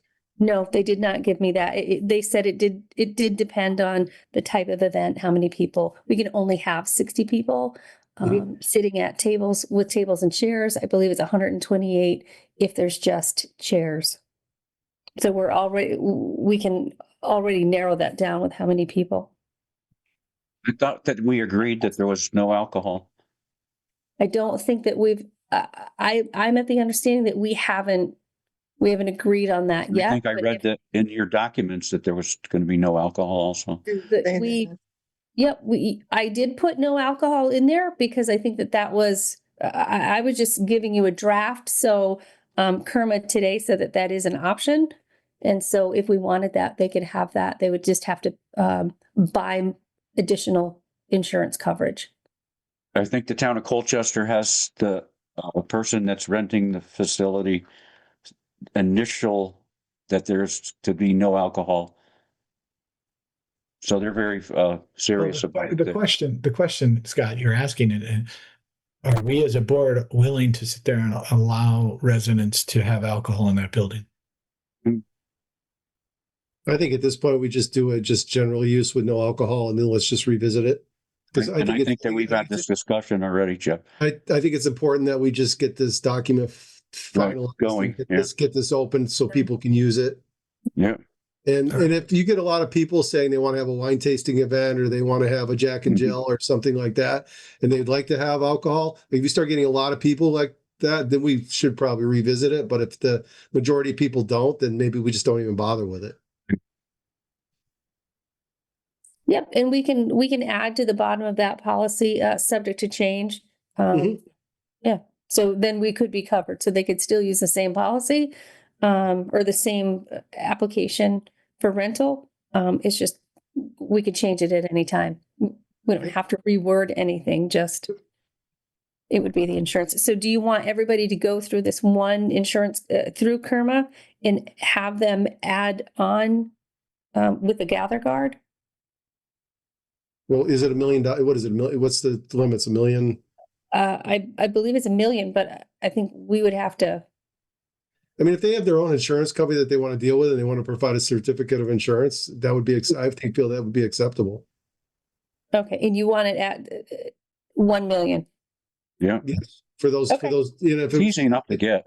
they have to provide a certificate, I mean, they can fax you a certificate of insurance, you know, for that date at those times and the Yep. people. And Yep, so it would be either or. So either your own insurance or GatherGuard, here's a link. Correct. And you Correct. put that with your application. Somebody may Okay. say, I can get it cheaper somewhere else, and if they want to get it and they have the coverage limits, and we're good. Okay, yep. Excellent. And yes, it is less expensive, Scott. You did mention that ours is less expensive. It is less expensive than most others. Yeah. But we get it going, and then maybe we can change it. Did you get my Excellent. So I can- Did you get my text and email today, Tess? About I got your email. I have the COA meeting today. I didn't get out until after 3. I saw your message and I did leave at 4 today. Well, I wanted to leave at 4. I didn't leave until 4:30. So I didn't have time to respond to you. So I do. Yeah, I just saw. So if we're doing no alcohol, we just need to revise that section 8 because it should say, you know, it says no illegal drugs. Well, cannabis is legal, so I don't think we want a lot of people firing up at the community center because they'll say, "Oh, this is legal." So you know, it didn't say in your contract it was illegal. So I would The probably first thing they'll say too. no. Okay, so spell it out. No alcohol, no cannabis, or illegal substances. Very good. And then the smoking, I know the building's no smoking, but they should probably say that on the agreement, there's no smoking in the building. And I don't know if there's the smoking area been. I mean, I know a couple individuals that go outside the town hall and smoke, but I don't know for, you know, I mean, you're gonna have people using the community center that are probably smokers and they're probably gonna go, where do I go light up? So It's supposed to be the whole property, but And where would you like that if we have to put like a cigarette butt? probably between the town hall and the community center, somewhere there between, so it wouldn't be near any doors. Mhm. But I don't know if that's an issue, but yeah, I mean, you're gonna bring people in there who are gonna smoke and I wouldn't want to see cigarette butts being thrown on the ground. No, I'm in agreement. Or even down in the bottom where if we have summer outings, they would be down in the bottom as well. 'Cause we don't maybe have no one on smoke- the top, one on the bottom. We don't have a no smoking policy on town buildings, do we? we do. Well, there's a lot of people breaking it because I see people smoking outside the town all the time. On the whole property, it's supposed to be the property. I think it's kind of like the same thing with the dogs on the ball field, right? We could sit there and say no, but then you know, no dogs on the field, but we're gonna put waste bags out there. I mean, I think it's kind of something. Same thing. Yeah, I think it's the same. I think it's the same thing. We have 2 cigarette butt dispenser, you know, where you can put your cigarette butts by the community room entrance and also by the front door. They've been up since 2004. Okay. So we just gotta say that that's the space, you know, I would allocate an area. Do you want 2, Jeff? Would you prefer 2, one on the top, No, one on the bottom? Just one. Oh. Just one. just tell them to go by the door at the community room. They need to walk and get exercise anyway. They can go down and hang out with Polly. To the town hall? Right? Go to the town Yeah, hall? go to the town hall and right. Okay, you got it. There's already one there. It's already one there. Don't spend another Don't buy dollar any more on another thing to kill somebody else. Then one other comment I had is just when you do your walkthrough to search, just to whoever's doing the checklist and checking after the event, just go through and flush all the toilets because we've had issues in the town hall of people plugging them, make sure they're not clogged with somebody didn't put a diaper down it or something and it's plugged. Because you're gonna find it the next day, and then how are you gonna pin that person on doing that, that user? So I would put that in your checklist just to make sure all the drains are clear. That's a good idea, Jeff. That's a great idea. We'll go through all of those items and yes, make everybody go down there and hang out with Wally because you know he needs. I didn't mention his name. I love him. You can't. You're not gonna. Yeah, we're good. Are we done on this item? Well, do we have to make That's it for everything, right? Everybody's all set for tests. Okay. That's the end of it. So we're gonna make a motion Thank to you. approve it with the following Corrections? with the corrections that I noted? With the corrections. And I can send a draft over just to make sure. Okay. Okay, that will be good for tests. So she'll have this out of her hair. Thank you. One thing. One thing. Okay. All right, if we're good, we're good. 8J, discussion and possible action. Do we have to make a motion to approve that? I did. I was waiting for somebody to make it, but they were saying it was All all right, good. I'll make a motion to I'm gonna keep approve going. the community use fee structure as presented with the change in section 8 about illegal substances, including cannabis, and alcohol are not allowed, including illegal drugs. And in line 6 for the bathrooms to make sure that all the toilets flush properly, and then creating a smoking area for people that smoke. I'll second that, Jeff. With a map or something showing where the smoking area is. Okay, so seconded by Scott. Any further discussion? All right, we're going to vote on this item. Ann Cremay? Yes. Aye. Carol? Yes. Aye. Jeff Murray? Scott Person? Aye. Jeff McGuire, 5-0. All right, thank you very much. Made Tess happy tonight. Thank you, You Tess. did very much. Thank you. All right, 8J, discussion and possible action on Hop River Homes contract. So on page 54 of our packet, it shows what we sat there and passed on September 27th of 2022. So the contract, expires in September. So we're really just trying to get ahead of this. So everybody's got to think about this. It's not something we need to vote on today to what we're doing. But previously, and since I've been on this board, we've given an abatement to the Hop River Homes, and it always had something to do with the field there. Mhm. That we were using the field. So we're not using the field. We haven't used the field in 6-7 years. The question is, do we continue and extend the multi-year tax abatement, or do we sit there and not renew it? We had gotten in our packet about 2 months ago, and we probably should do it for next month. We got some information from the tax collector related to this. And like I said, I don't think we need to sit there and vote on this today, but we do need to be thinking about it. And we need to know what our position is going to be so that the Hop River Homes can prepare for it. One thing I did this past week, Jeff, was I called down there and asked if the past residents get any priority down there. Or your residents of our town get any priority? They said no. Okay. We So don't or have Priority for priority for the wait list, because most times they have a 2-year wait list to get into Hop Okay. River Homes. So Andover residents, if you needed to go there because of an emergency situation, you are not giving any priority. And we also have abated anything over $12,000. So it's a substantial cash amount. And in the past, we're supposed to get their tax information showing that they're 100% nonprofit, what they charge the residents, because a certain number of their units are Section 8 and the other 6 are Department of Agriculture. So they prorate the rent based on the person's income, but they still get the money from Section 8 or the Department of Agriculture to make up the difference in the rent. okay. What I'll try to do is ask for some more information. And Carol, since you have a lot of history on that, if we can sit there and put together something so we understand what we're doing. And in my head, it's just that we need to communicate to Hop River Homes if we're going to make a change. Right. I know the assessor had given some input on it too, a few years back. So maybe we can check with John. Okay. Anything else on Jay? Would it be a lot to ask for to have, residents have a priority down there? They're privately owned. I don't know that we could mandate. I mean, we could mandate that is the rule if we're going to give them an abatement, I guess. But we'd have to, I don't know what the law would be on that. I know the last time we did this, Scott, we did get information from the management company. So basically what it is, it's a nonprofit.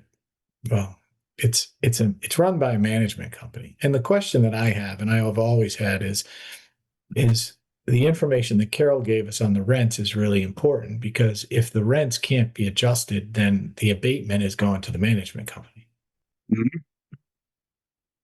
One resident a year. How about that? Ask for that. One resident a year. One for sure resident a year. Well, why don't we get the information on the document and decide if we're going to give the abatement anyway? I mean, who was using the field to begin with? Softball girls. Years ago, and it's only softball girls. That's it. Can't be baseball. Can't It's be little league, can't be little softball. league, boy, can't No. be boys, can't be Soft- T-ball, can't even be T-ball. Softball girls is what the lease is in the clerk's office. It's in one of the files, so you can go in there and see the 99-year lease that they gave us on that. But as you can see, no one has maintained it. We used to go, I think my girls were the last group of girls that played softball on that field, and the parents used to go down and maintain it. I mean, we had Hammer was using it initially when some of the residents were involved in that a few years ago, and they would go down there and use it as a practice field. But that's the last thing. Fish didn't use it last summer, but he used it the summer before. Oh, he did. Okay, I wasn't. But it's not been maintained, and it is the septic leach. It's the backup field for Hop River Homes. So, And how many more years? How many more years It's only- on the lease? I don't remember. even if we'd end up probably breaking the lease if we sat there and terminated the abatement. That's one thing I'm concerned about. Let's just say the town grows in 20, 25 years and they start softball, or, there's a softball need.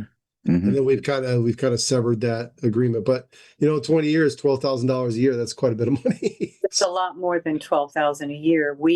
They only have to pay us 12,000. So if their taxes are 30,000, they save 18,000. So I don't know, Jeff, you said that the tax collector gave some information. Did she give an amount? Well, if I sit there,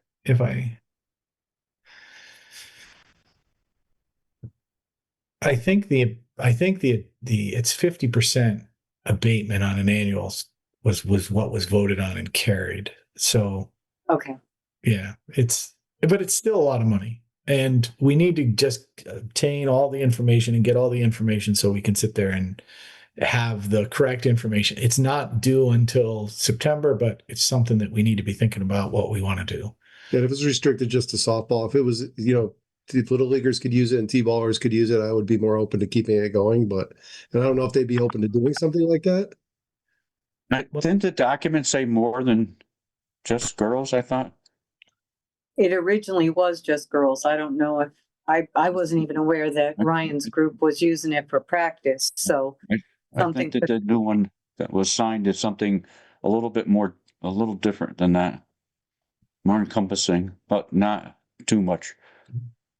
Well, let's sit there and no adults. I know it said that. We'll get the rest. You can see the school, the attendance at the elementary school is starting to come back up. So we could in 10 years theoretically have a need for that field. So I would hate to give it away and not be able to get it back. If I feel the same way, Jeff.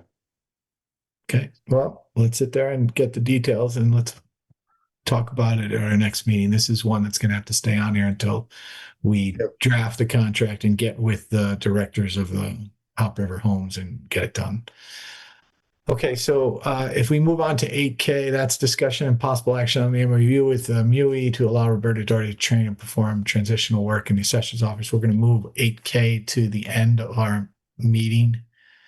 We're going to move on to 9, which is new business. New business, discuss and act upon the following.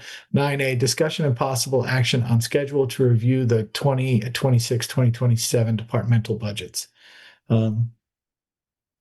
I know in speaking to other members, we don't need to sit there and have crazy meetings because we don't want to put the new town administrator or the other town administrator through a lot. We really need to focus on the capital budget and the road work and how much road work is really going to get done. So what I would like to do is get with Jim and sit there and see the documentation that the treasurer's office and the Board of Finance is putting together, and then circle back to what we want to sit there and propose as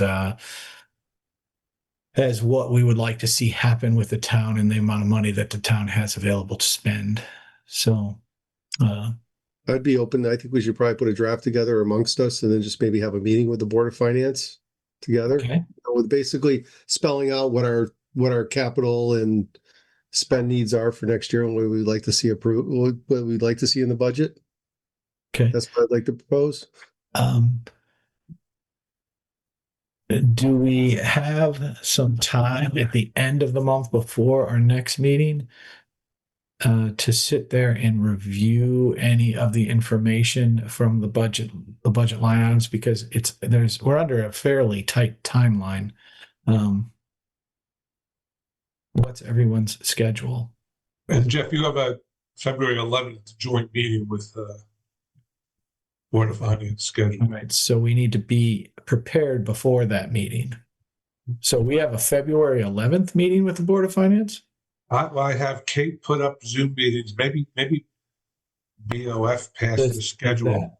Does that February 11th, 18th, March 4th, March 18th. conflict? That might have been a BOF schedule that they passed.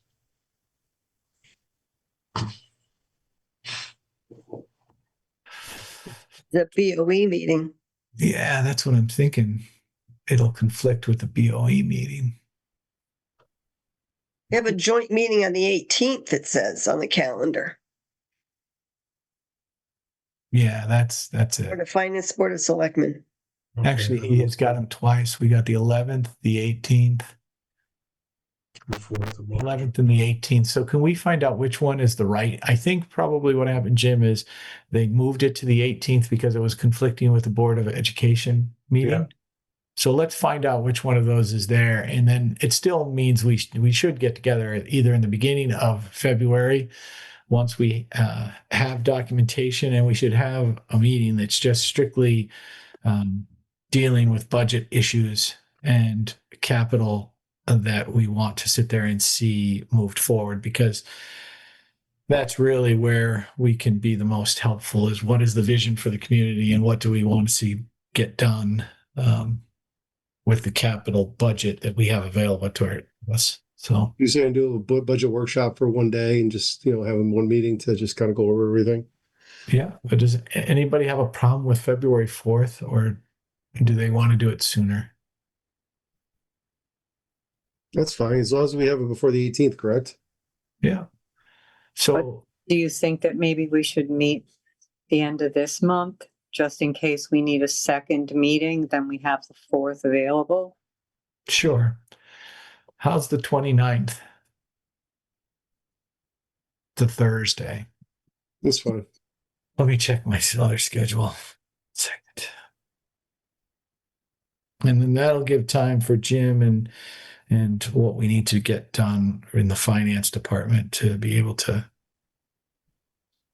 Yeah, as long as I can get the documents emailed to us before that date, so we can, that way we can formulate our questions and streamline everything. Yeah. So Just so I'm clear, do you guys want it all in the budget format that it was in last year? I think we need to talk with the Board of Finance chair and sit there and see, because Chris, if you're asking me, I don't want it in that format, but I think it needs to be modified, but it's a question of how is it modified and what it's modified to. And so Just please keep me in the loop and make it clear so I can make sure you guys have everything you need. yeah, no problem. Thank you. Okay, so the 29th is fine for me, if that works for everyone else. All right, so Thursday, 7:00 work? Okay. So Jim, if you could schedule a meeting for us for the 29th of January, a budget workshop meeting for the Board of Selectmen. Yeah. Does that come off as a special, or is it just a separate Yes, it's a special meeting. special budget workshop? You got it.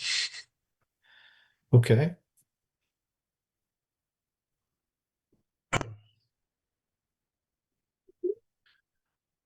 Okay, 9B, discussion and possible action on the establishment of a project review committee. So this is what we were talking about before. This would be a project review committee that would assist the town in any project. From my end, what I would recommend is any project, in excess of $25,000, you would want this committee to be a committee that would just evaluate the documentation and the plan that is put forward. So in most cases, it would be, the town administrator sitting there saying we need to do X, Y, and Z project, or the superintendent saying we need to do X, Y, and Z project, and here's the project. And then this committee would sit there and evaluate all of the documentation related to that project and the best way to move forward. And if it was a significant enough project and it needed plans, they would then review the plans and do all of the work that anyone in a project review position would do for any business. Right? Am I missing something, Jeff? Because, in my head, it's more just a collaborative effort of volunteers from the community that have construction experience. Yeah, that's correct. I mean, any project that I've ever taken on or I had to present, you bring in, subject matter experts to review your proposal. And so I just think it's a good thing for the town. It's a good thing for the taxpayers, just to make sure, like I said, if you can't afford to do it right the first time, you can't afford to do it twice. So just to make sure that we get all our T's, crossed and our I's dotted. All right. Does anyone have a problem with what number would everybody like to see that that this committee evaluate the project? I think we should leave it open because I would like to try to get 2 electricians. I'd like to try to get 2 plumbers, because you're going to have overlap. You're going to have people that can't attend. And we're not really a meeting committee. You're talking about a dollar threshold, Jeff? Or Yeah, I was talking about a dollar. Oh, I thought you were talking about a threshold for members. Can I just ask a question? If we're going to establish this committee, can we let them know what their job is? Because a lot of times committees are established and they don't really understand what their job is. So if, like what Jeff is saying, I hear what you're saying, Jeff, don't really put a dollar threshold on it, but I almost think that we have to, because if there's no threshold, then do we have to follow our own rules? And when it's $2,000, call and bother these volunteers to come in and oversee it. You know what I mean?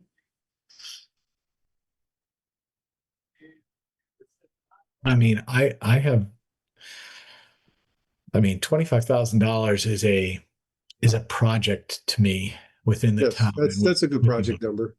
That's not a repair. That's a project. Yeah. But you're not going to go over road projects, No, it's going to be anything. You're not going to go over. Well, that's why we would set up the scope of what they would oversee. And then there's going to be whoever's going to chair this committee. They're going to just bring in the subject matter experts, depending on what kind of project it is. Let's just say, for example, remember when we did the well project down at the ball fields and the lightning protection. Mm-hmm. That would just probably bring in electricians for that and possibly a civil engineer. But we did. We wouldn't. Maybe we wouldn't really need a plumber. We would just need a couple electrical people just to just do a sanity check. You already volunteered to chair this committee. We're holding you to it. Well, I think we need to advertise it first. I think we're going to. Oh no, we need to advertise it first. And listen, we should want as many people on this as want to participate, because the more eyes on something, the better. Yeah. And whoever's on this committee, like if there's a set of drawing packages that's got to go out, we just send it out to everybody. Then we have the meeting and everybody can come with their comments. And we just make recommendations. So you're talking about like the Veterans Field Committee that was just to put the playground and pickleball courts. You're going to oversee that too? I would think if it was a large project, just the electrical and the if there's well piping or plumbing, just to make sure We that, we had electrical people design the whole thing. but we would people have that, people you know. serving on this committee permanently that would be there. Yeah. I mean, not every project's gonna have all those people on it, so. But I also don't think, Scott, that if someone was, let's sit there and say you had a project manager who was working with private schools, and all the work that you did down the field would be similar to some of the work that that person would be doing on a regular basis, they could at least guide you. And this is not like this committee is going to have approval process. They're there to guide the town and whoever is whoever is the one that's going to make the final decision, so that they do it properly and they get the best value for the taxpayers' money.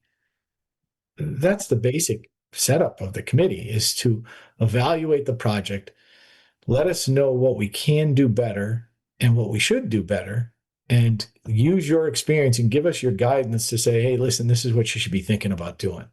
I mean, perfect example of this committee would be for the new garage down on Center Street. Yeah. Once we start getting some plans together and stuff, that's the things we need to review. You know, once we pick this contractor, we're going to say, this is what, we want, and we're going to review the drawings, whoever be on the committee. Yeah. Electrical, plumbing, structural, that type of stuff. And so the electrical guy could sit there and say, that doesn't make any sense. Why are you doing this? You're charging us too much money. Yep. Right? I mean, that's what I'm thinking that this group. Or why are you not doing this? Or why are they, that's. Yeah. Okay. So, Carol, I hear what you're saying, that we have to draft maybe an appropriate procedure for this group, but it is what we're talking about here in a very basic way. It's someone like Adrian Mandeville, who has all of the construction knowledge, and then can sit there and be part of a group and look at a plan and say, hey, listen, this makes sense, this doesn't make sense. Those are the types of people that I think you're looking for. Well, let's take the town garage, for example. I mean, eventually we're going to have electric vehicles at some point, and they're going to need rapid charging. And the only way we do that was 3-phase power. So whoever would be on this committee as an electrical expert would probably make sure that we are sized appropriately for 3-phase vehicle charging. So that's the type of things that I want to look at. Okay. So I would like to make a motion that we establish a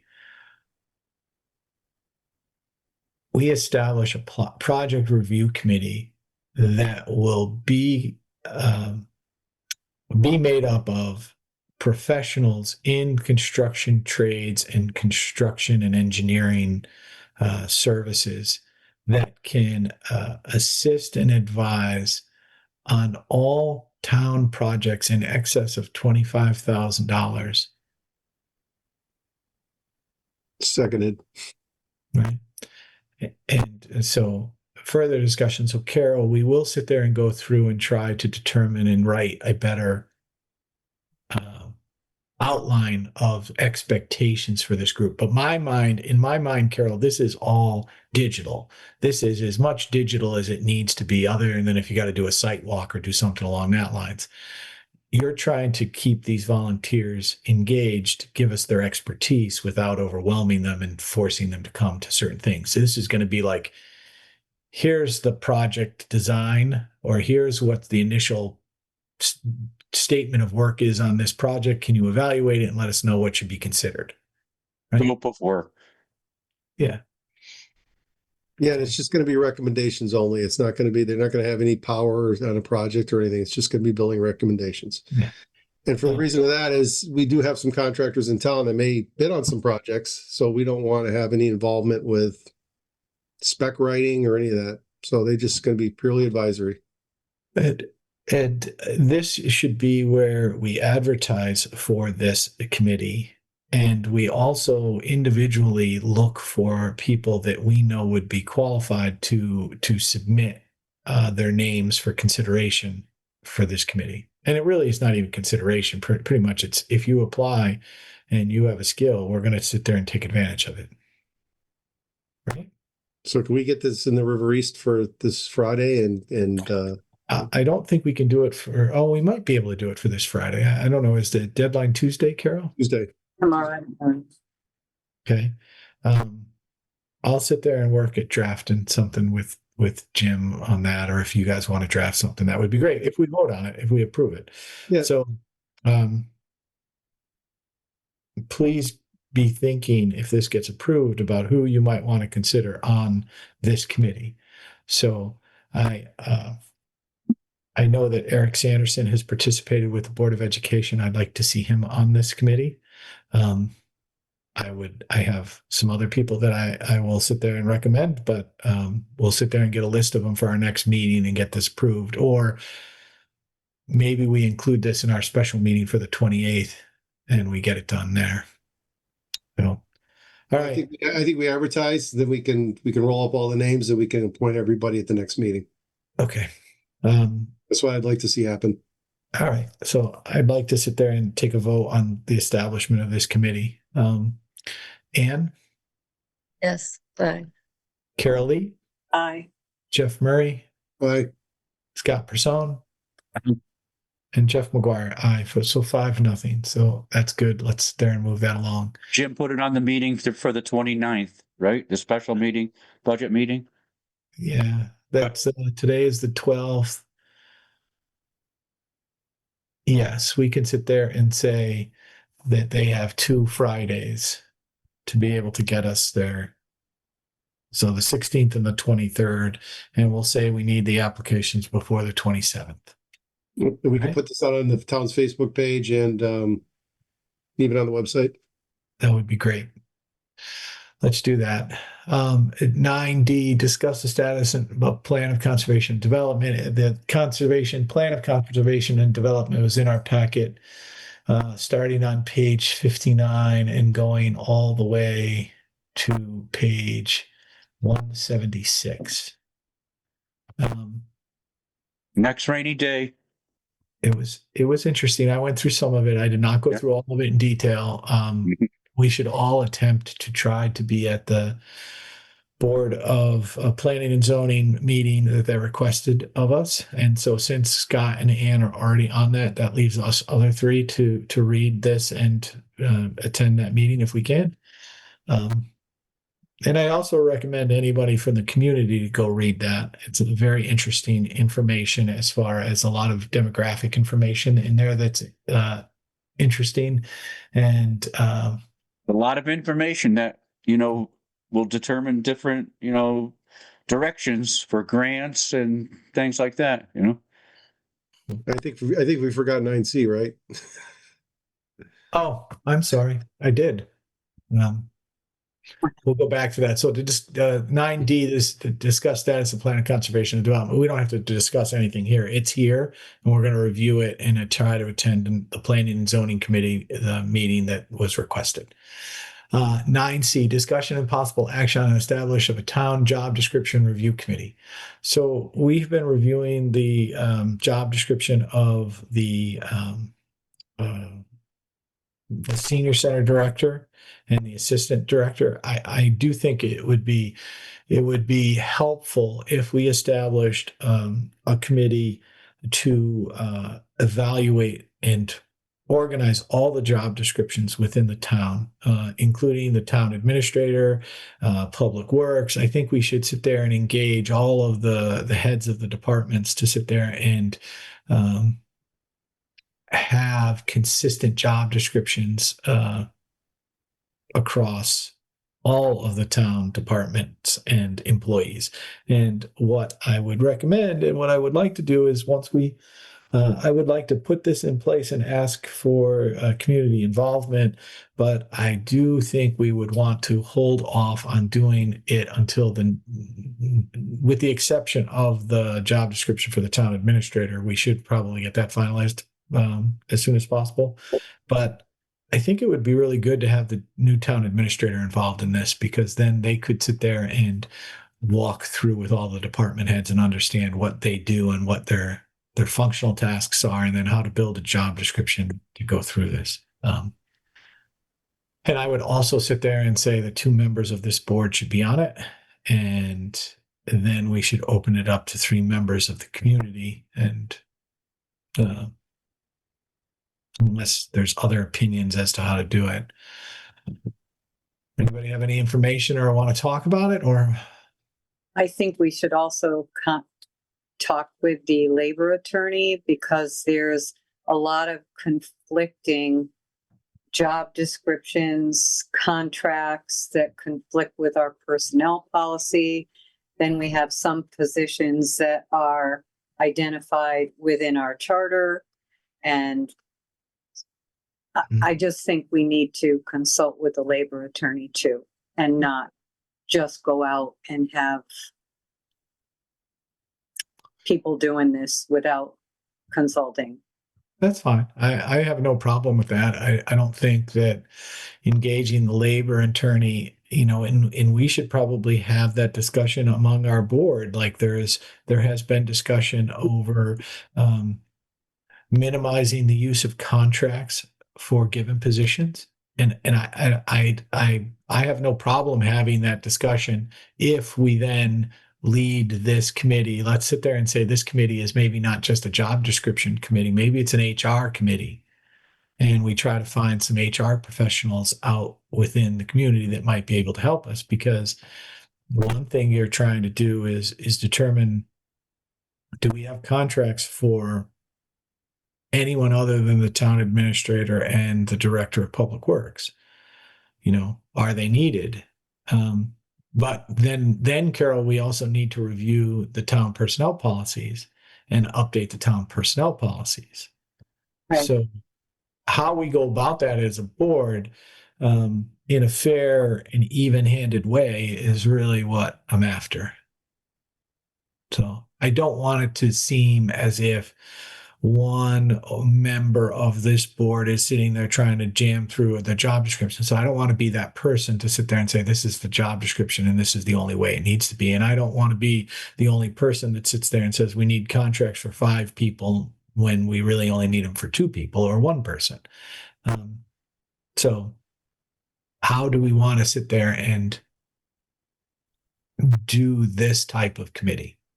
Well, I think we should probably, I agree with Carol at the labor attorney, but I don't know if it would be premature to engage them now. I think we had the committee, we wrote all the job descriptions, and then we send all that information to the labor attorney and say, does this conflict with anything that's currently on the books as far as union contracts or that? Because he's got to have something to review. Right, but most of the positions are union positions. Mhm. So the only ones that are not is the town administrator, the community center employees, and the public works director. And then, of course, we have zoning enforcement and the building, inland wetlands, and that, who aren't part of the union. Do those individuals have contracts with the town? They do not. I don't believe so. They might have small memorandums, but we have to dig through.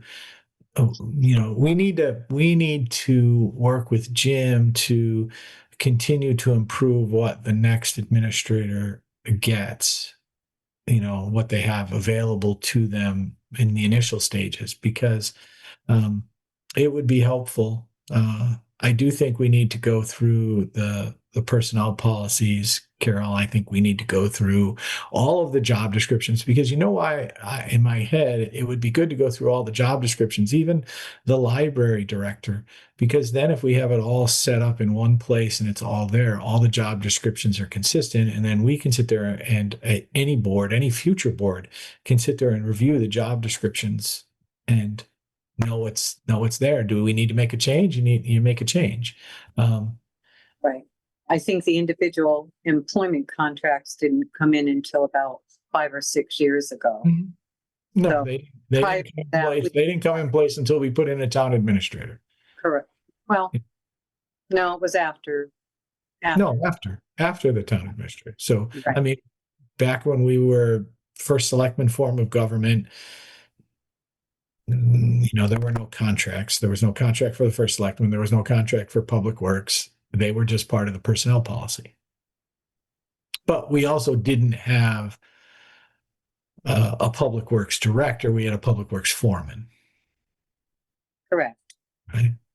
So, I mean, we don't need to do this today. I just think it's something that we have to put out there because we do have to clean that stuff up.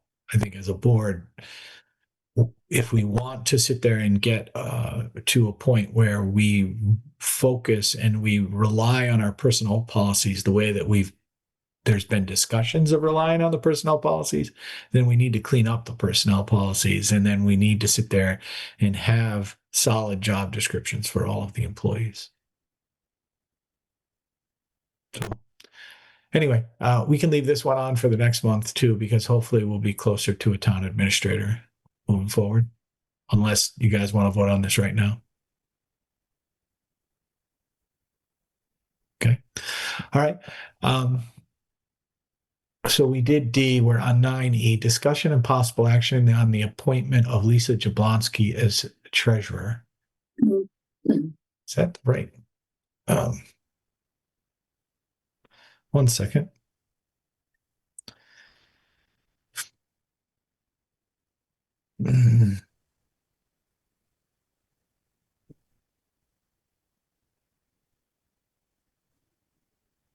Okay. So we had a meeting. When do we have our meeting? We had another meeting. We had a special Well, meeting. it was Monday, the same as the education meeting. It's the same day. Remember? So it was Monday the 5th at 2 p.m. Let me go through the process. So we had received treasure applications. There were 3 people that we had looked at as far as in reviewing the applications and the resumes. There were 3 people that had experience that would have made a fit for Andover. And one of them chose not to sit there and have an interview. And the other 2 we had interviews with. And that committee was members of the Board of Finance. So it was Heather Van Cara, Kim Person as members of the Board of Finance, and then Jim Bolano also participated in the initial interviews.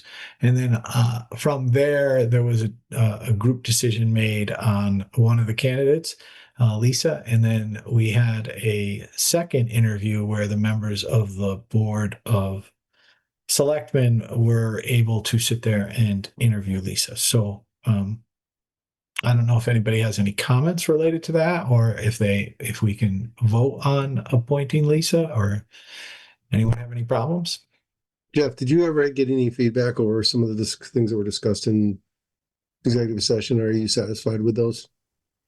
I am satisfied with them. I sent out an email related to the Board of Selectmen meeting minutes for Salem.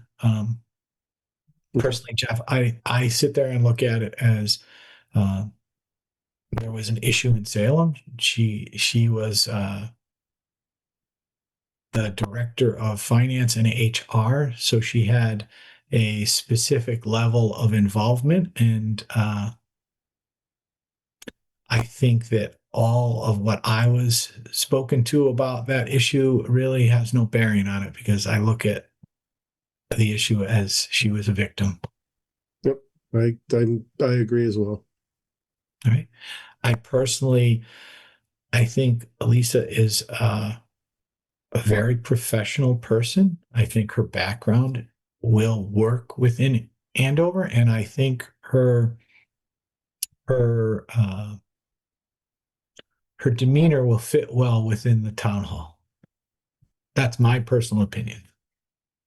So I think she'll be a good addition to the town.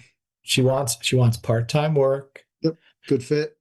Good fit. She's got aging parents, and she lives in Coventry, aging parents, and she's got young grandkids. So she'd be a perfect fit for us.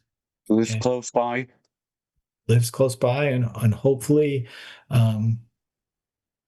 you know, that, I mean, not for nothing. Everybody's got to understand that we have not had a great relationship across boards and across departments within this community, and the treasurer needs to be a unifying person, and I think that she can do that.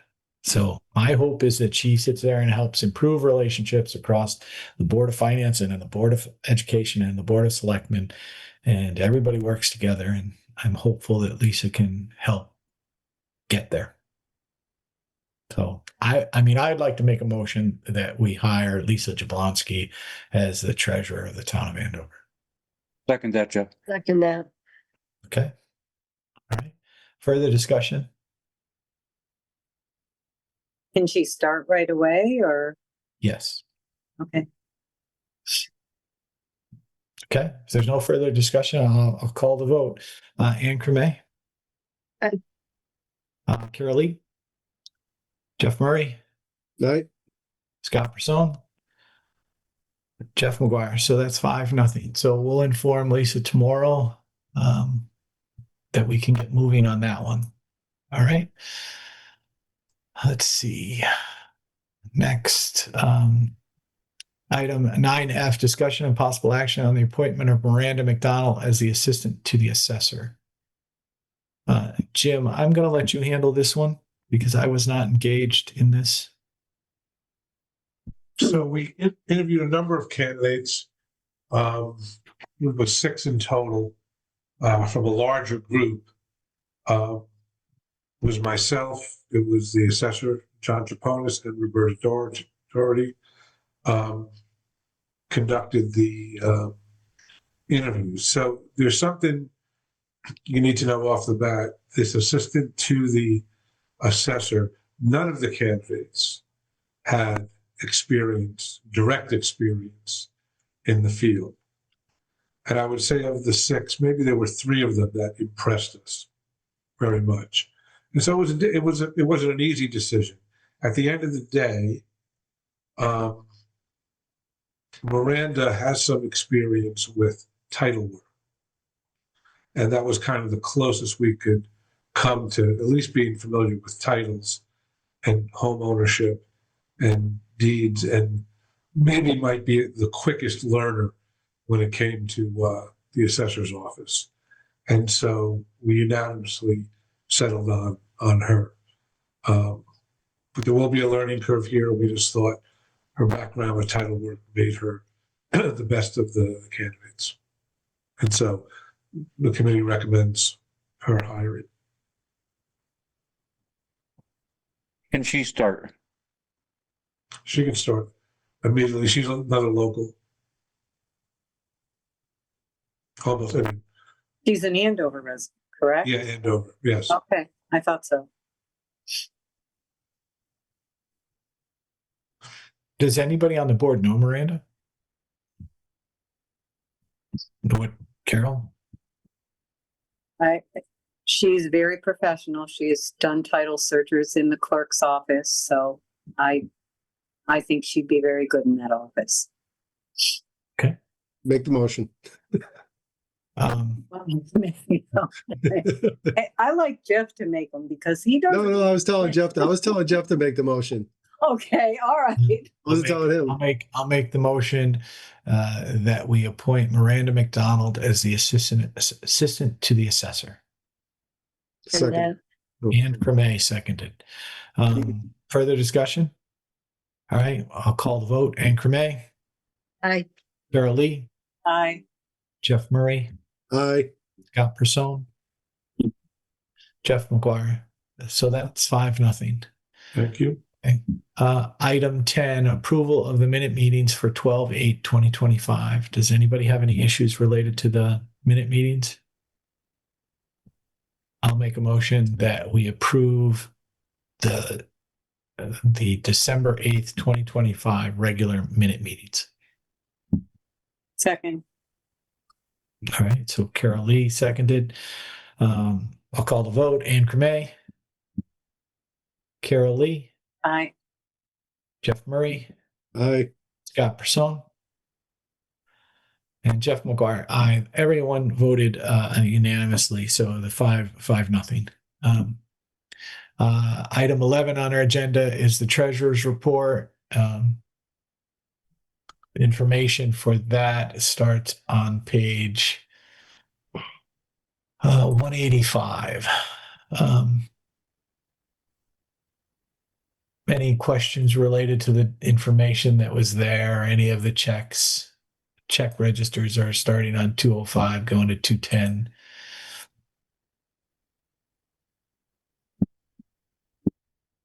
Any questions? No? Okay. We will move on to the tax collector's report. That starts in 211 of our package. So the tax collector is in the middle of her collection month right now. So she's in the town office as much as she possibly can be. Kate wrote us an information, a note that's on page 214. Any questions or anything that we want to get with Kate on? Okay. The pages between 215 and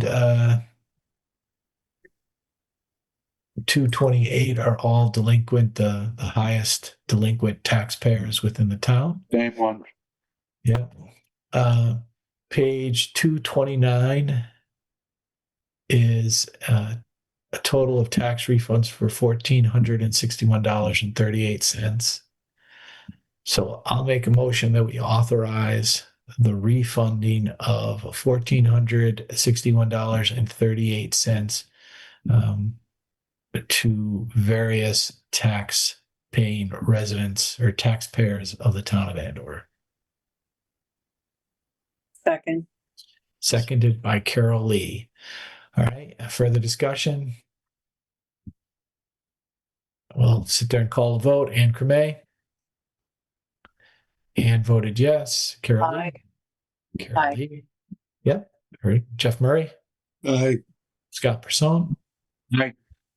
Jeff McGuire, aye. So we voted 5-0 on that issue as well. Page 231 starts the departmental reports. And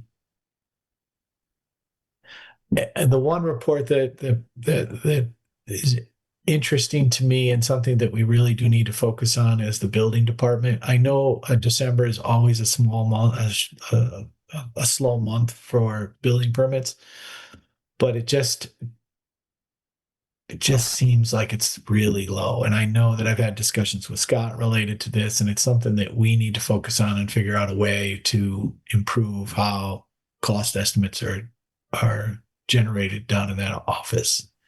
So I'm calling around different towns to find out what kind of apps they use for that reporting, and I haven't gotten any good information yet. I reached out. I was talking to Adrian the other day, just, a phone call. And he said Wyndham has a very good process. So that might be something Dennis could even help us with. They said if they have a threshold for square footage per cost per square foot. And if a building permit comes in under that, they just reject it. And they tell them, come back when you have a good value on your addition or your call down there to that guy that runs that down there, and he hasn't got back to me yet. That's what I was told would be a good person to reach out to, be the town of Wyndham. Yeah, pages 241 through 247 are really good information that, like, I was just sitting there looking at it going, it doesn't make a lot of sense to me. And especially something like the Verizon wireless antennas. They must be taking the antennas down at the Sportsman's Club. Well, no, I don't think they are. It's a Route 6 location, and they did a removal and replacement of 6 antennas, and I can't believe it just cost $40,000. I don't believe in any world that that's what they got charged. So it's just something we as a community need to do to improve. What we should hope to do with the permitting process is to be able to pay the cost of our our inspector and the assistant who works there. So we need to do a better job of it because this Look at the cost of that shed, what is it, a 16 by 24 shed, $3,600. yeah. Yeah, something like that's $8,000 to $10,000 to go to Cloder Farms. Yeah. So- Yeah, but that's a 10 by 12, Jeff. That one's 16 by 24. I don't know, I'm just saying that a basic shed from Cloder Farms is $8,000 to $10,000. Exactly. Yep. That's a big one. It's probably 20 something. Yeah. So $3,600 was the estimated cost on that shed. That's what I'm saying.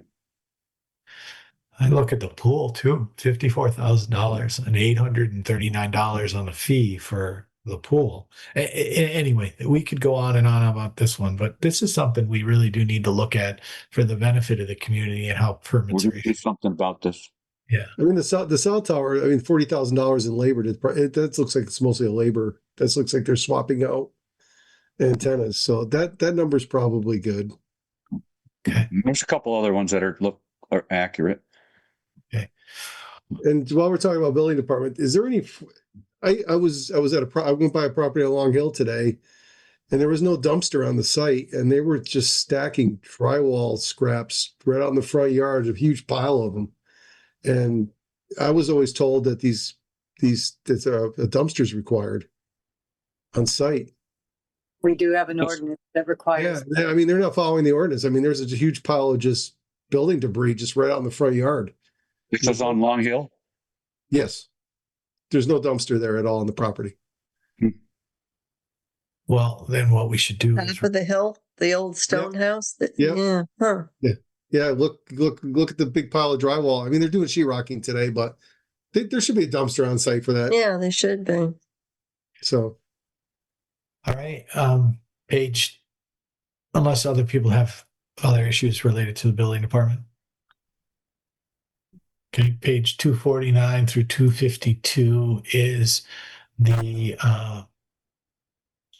update on any Scott, I'm drawing a blank on that. Blight work. Yes, blight. Thank you. So A question on that. I looked through that list and like 45% of those things listed have been resolved. Why do we keep so many of them on there when they've been resolved and it just fills up the list and it's hard to see what's active? we will ask the zoning enforcement officer to remove those. Thank you. Maybe the ones that come to us, but I don't think that he needs to remove it. I think that that's a good record. Well, he can hide it in his spreadsheet. He doesn't need to delete the line. He needs a record of that. You can keep a record, but why do we need to see them all? yeah, just do a spreadsheet. Just make a active tab and a inactive tab. Just something like that. A simple move it over line, the other yeah. tab. So Right, a tab on the top. just Okay, page two. Active or not active would be good, Jeff. Exactly. Yeah. Page 253 is a report from Eric Johansson, our new public works supervisor. He had an initial good go on his first real winter month of December. Had a couple good events. He was out plowing on the first event, so a little bit different than expectations because he had one of the drivers who was out. And honestly, that wind event that we had in the middle of December was the first time that I've seen trees come down in town in a long time. So they did a lot of work, and the utility companies did come out and get the trees off the lines that were out there. So I think Eric is doing a pretty good job to get started. And I hope you're all communicating with him if you have any issues. But I stopped down there the other day just to say hi. Okay. And so I guess now Zach Zito has completed the tree warding program. So Zach Zito will be the tree warden for the town of Andover. So thank you, Zach. 254, anything else anybody want to talk about that? Public Works? No? Okay. 254 is the library report. And 255, our last page, is the registrar of voters. And since we were earlier talking about smoking locations, and Wally is my favorite smoker, Wally is actually doing better. So I'm happy to say that he's waving to me a little bit happier now that he's feeling a little better. So it's good for that. Anything else as far as departmental reports? No? Okay. Before we move to executive session, I would like to actually do public speak if no one here has a problem. Right? Okay, so we're going to move on to 14. I'm assuming, Jim, there's nothing on item 14 for correspondence, Jim? Nope. Okay. We're going to move on to item 15, public speak. And I got to look at a different computer. So first on my list is Diane Grenier. Thank you very much.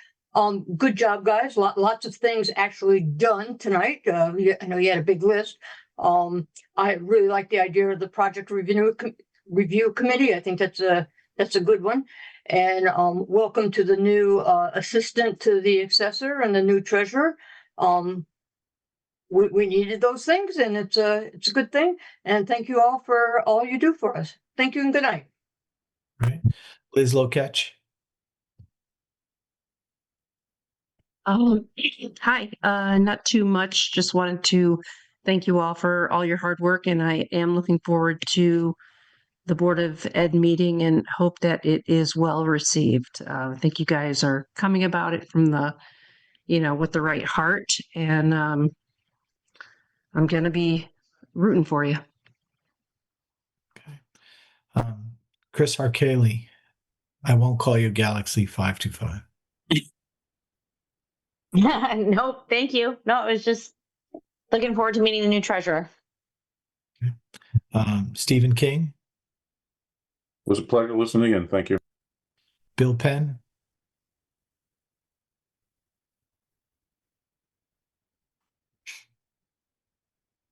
All right, we'll go to Elaine Buchart. Hi, thanks. And thanks, Jim, for reminding me that we do need state permission for that second welcome to Andover sign. And just let me know when we need to go ahead and do a site walk with the state to go ahead and determine if the location we picked was correct. Thanks. Joanne Hebert. Just gonna say congratulations on hiring 2 new employees in the town hall. And that's it. Thank you so much. Leanne Hutchinson. All set. Thank you anyway. Okay. And phone number 2345. Is that Dennis? Mm-hmm. Yeah. Okay.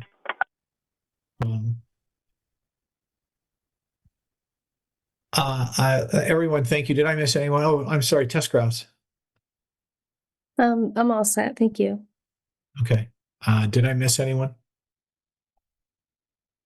All right. And then everyone, thank you. I'm going to make a motion that we enter executive session for discussion on the MOU with the MEIU union.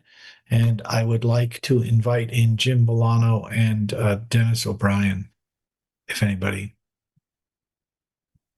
Right? Who wants to second that so we can get moving?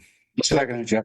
All right, Jeff Murray seconded. So we're going to go through voting. Ann Cremay, you can just talk in the background. Oh, she went away.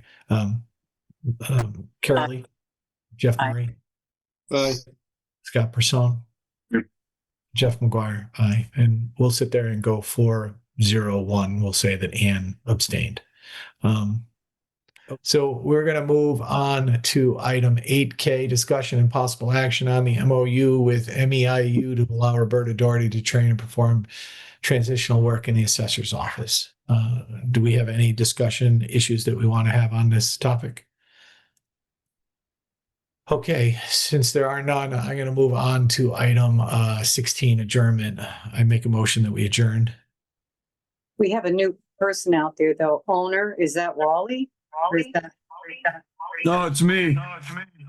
Well, your phone number is up there too, Dennis. What's Oh, Yeah, I know. I'm on the phone too.